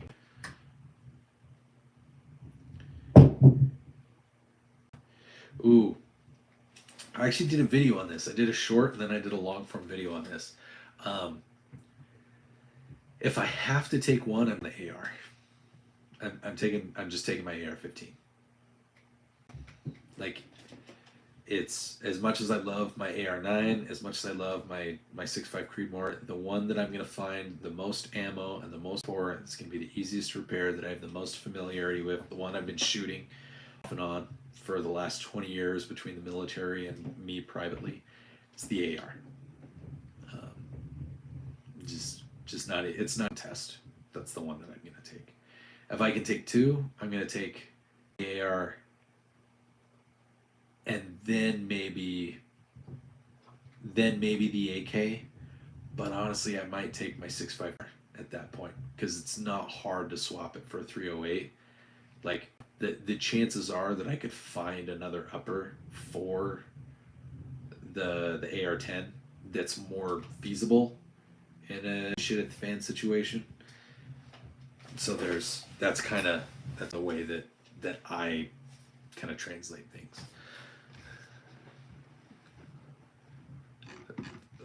Did Bill Cosby leave? I kind of wonder if Bill Cosby was an ATF agent or a plant. Remember that time that Navy dude that definitely wasn't an ATF agent came in here, but then we all treated him like an ATF agent? That was pretty fun. Kind of wish he'd come back in. Now, and did you delete your own message, J-Dog? I think Canada's gun laws suck. I I mean, I get it. Like, they're a different country than us. I mean, technically, they're still like they're still part of, I think, the British. There's a word for it. They're not a colony, but whatever it is. It's crazy though. Like I remember as a kid, I had family that grew up in Canada that were in like British Columbia, and they had all kinds of cool guns. And so like I don't know where this leftist ideology came from. I think it's from some of the stuff that comes over from Europe. And I've talked about this too on the channel. We've talked about like arm history and like gun law history. And freaking Europe has had like arms control. They've had it since like the 800s. They've had it since like 800 AD. Peasants couldn't own like swords or long swords. They had to own peasant knives. So they couldn't have fuller. They had to be made out of a lower quality steel. They couldn't have a pommel on them. They couldn't have like a full cross guard. They had to have just a small hilt guard, sheath guard. Um, they couldn't slowly taper into a point. They had to have a straight edge and then a whatever it's called. It's called like a not a drop point, but it's called like a fuller point or like some where it goes like this straight and then goes doop like that because it couldn't have a true like stabbing point. Oh, I know that there are some people like I last year I was deployed and I got to know some really cool Canadian dudes and they hate it. They're like we just can't like we vote, but even then like the way that voting works there, it's a little different. Like they vote their parliament. It's kind of like our electoral system, but not really because like they go to the parliament and then the parliament still just does whatever they want, I guess, to a degree. I mean, they probably won't remain in place, but they can. It's weird. That's why that period, who was the more conservative guy, didn't. No, the Second Amendment wasn't for hunting. It's not for self-defense. It's to defend. It's to defend against exactly what Colorado's doing. It's to defend against a government that wants to control its population and force them into obeying laws that they don't vote for. It's to prevent tyranny. So, by the way, Dylan, welcome to the chat. Sorry, the stream. It's your first time. Hope you're having fun. I don't know if you've seen any of my other content, but if anything that we've talked about tickles your fancy, definitely go check out my content. Give me a like and a subscribe. It goes for everybody that's new to the channel. I'm not always great at like promoting myself. I just kind of hope that it happens naturally because I'm naive and optimistic. So.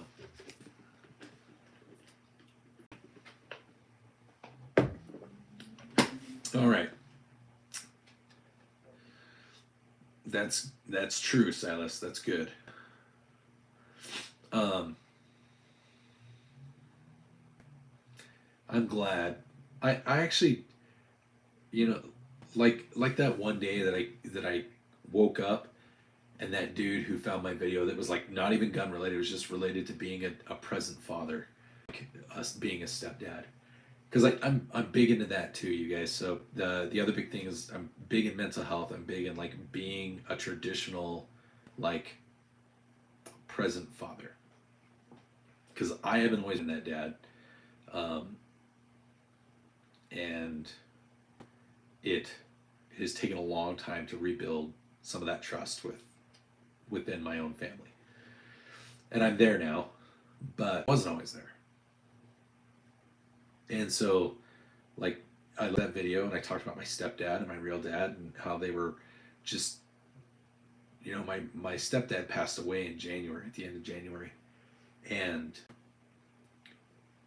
just the way that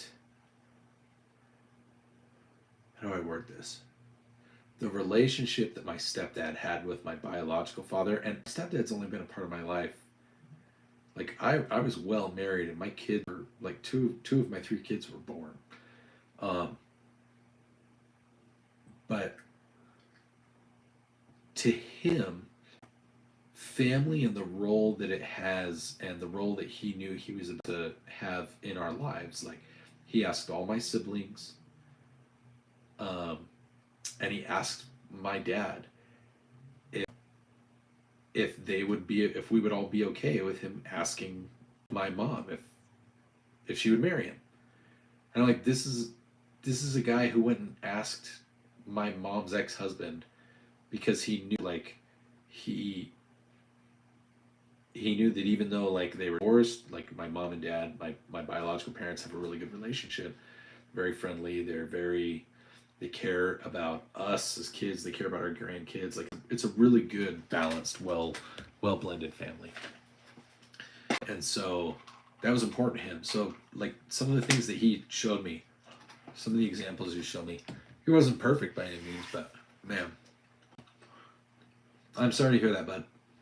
I really am. Um, Even with blended families, I think that there's a lot that can be done as parents, as step parents, foster parents, as adoptive parents, as just the parents that like your kids' friends can come to.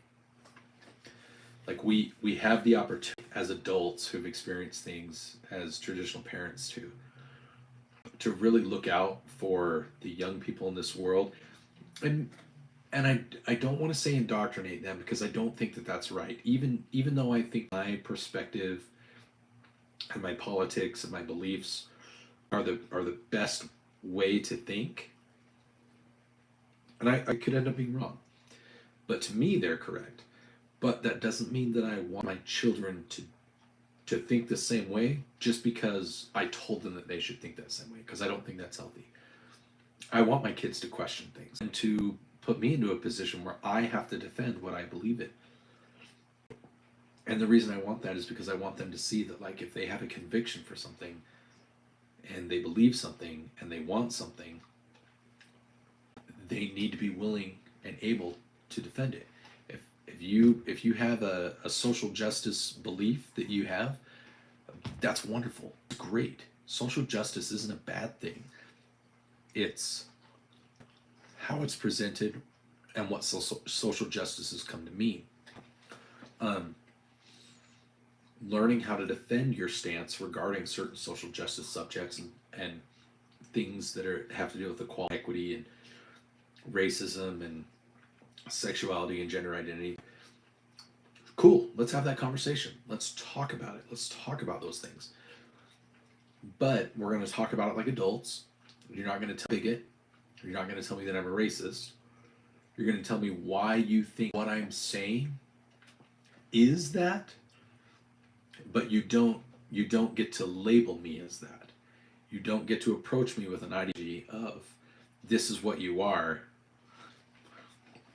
because you say you have this belief. And so that's kind of the approach that I've had. And I think that parents of all avenues and everything, they have that opportunity. Sorry, I'm probably really boring, so I'm not talking about guns, but dad is in the name, and so that's one of the things. It's one of the things that's important to me, and I think that we as parents, if you're a parent, if you're thinking about becoming a parent, if you have parents and you want to build that relationship, I think it's something that you should be open and honest with your kids or with your parents about. Like, hey, I'm going to sit down and talk to you about this and this. I don't want you to force me to think differently. I don't want you to try to influence me to think differently. I just have the conversation to understand why you feel the way that you do, so that then I can choose if I want to think differently of my own accord. There is nothing more powerful in this world type of relationship than when you present something as an option and not an obligation, and someone chooses that option of their own free will and not because they have no choice. And that I would say, sorry, I put my psychology hat on. I would say that's true in relationships. If you have a spouse or a significant other, a partner, something along those lines, um, if that person feels like they are trapped and they have to be with you because financially they can't get along, or you have children that you don't want to raise on your own, things like that, or maybe sit down and have that conversation just to feel them out for that, because I feel that I'm a firm believer in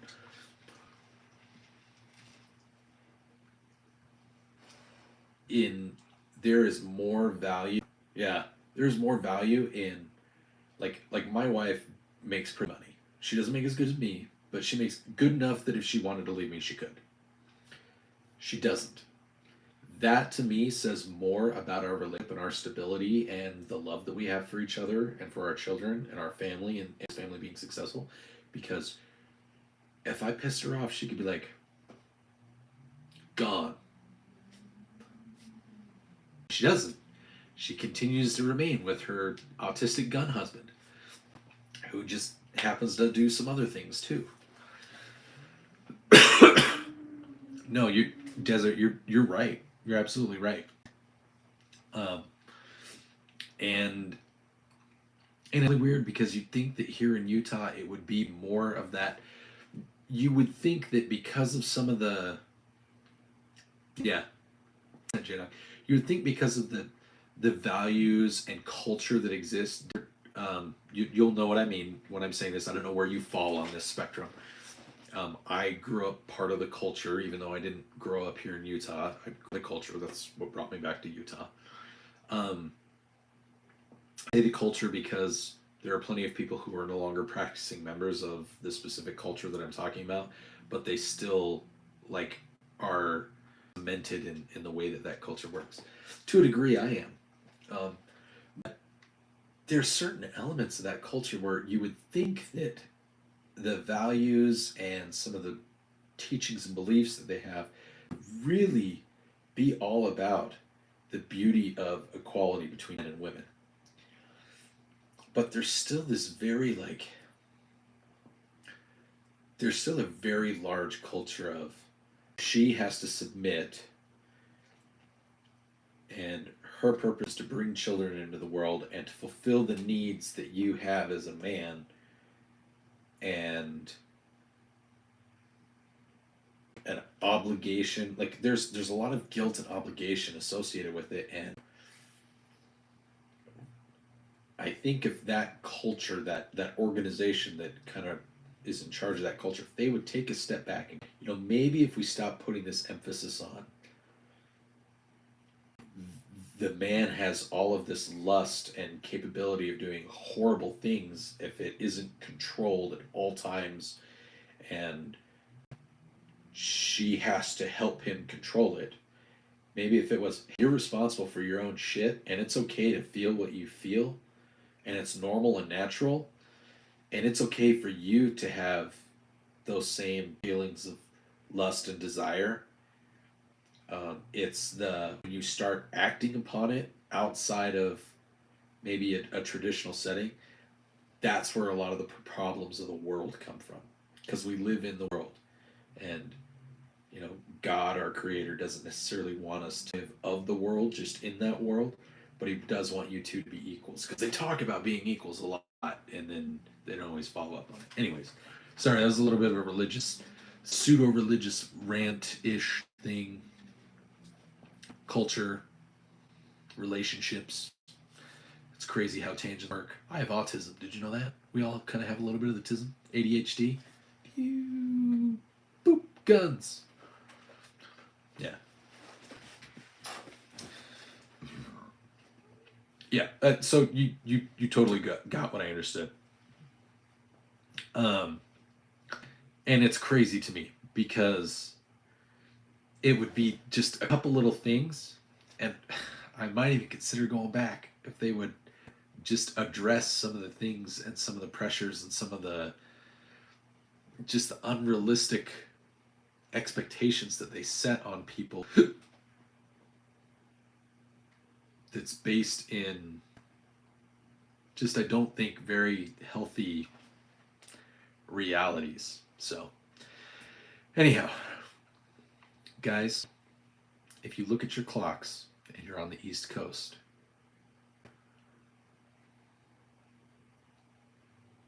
got it.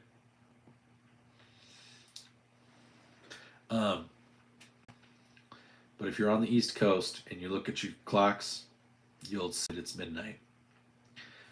But I have a treat for you. I already have our sound pulled up. And you know the rules. 100% you guys can use the stream and the Discord and all of the powers that I have.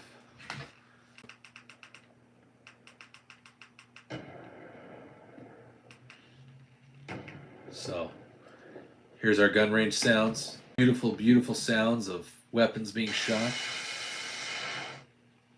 That was an M61 or something like that. I can't remember what it's called. I will have to build a gun for Fogger tomorrow.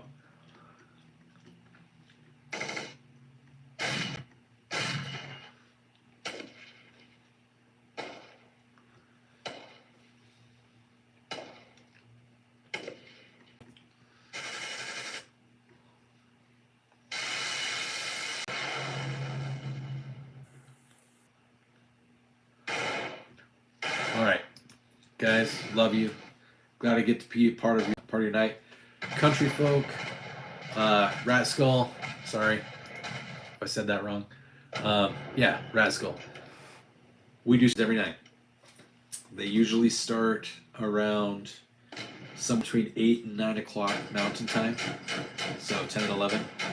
Kate, hey, I didn't know that you were here. Welcome. If you guys like what we had, please check out my site. Desert, you'll probably get a huge kick. The video titled "This Is the Place." You'll get that one. Anyways, we stream almost every night. If there's not a stream, I will make sure that you guys all know. That way you're not anxiously anticipating what it is.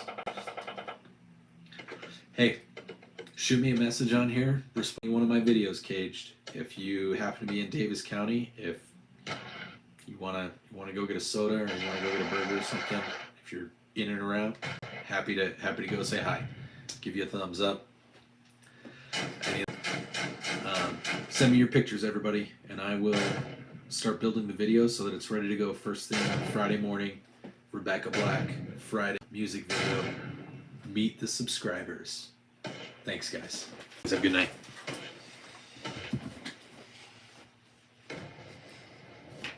Watch out, buddy. Watch out, buddy.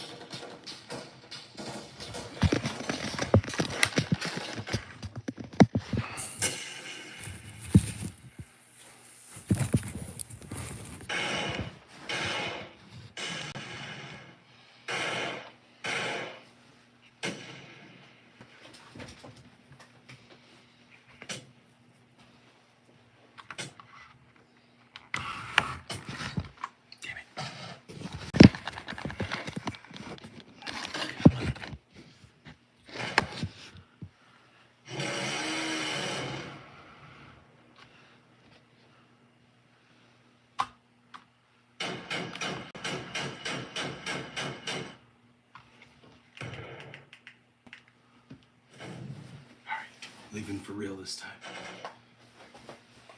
Yeah, that's it. Come on, dogs.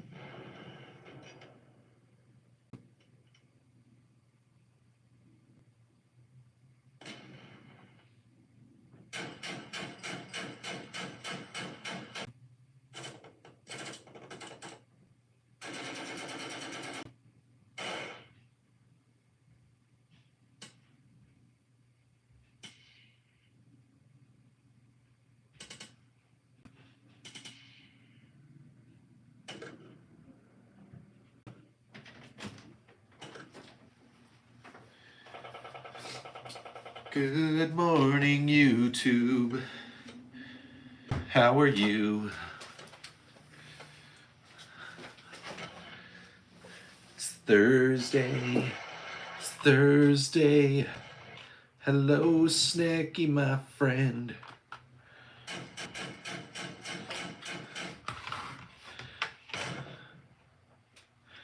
Oh, I came on the screen. I'm sorry if I disrupt. Morning of listening to the beautiful sounds of gunfire.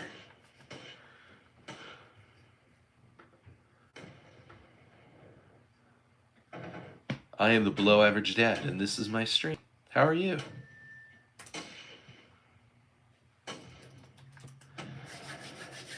No? Is everyone done? You guys ready for a break? 2 people? There's 2 people in right now? Probably not. It's probably not actually 2 people. Good morning. Hello. How are you? How's it going?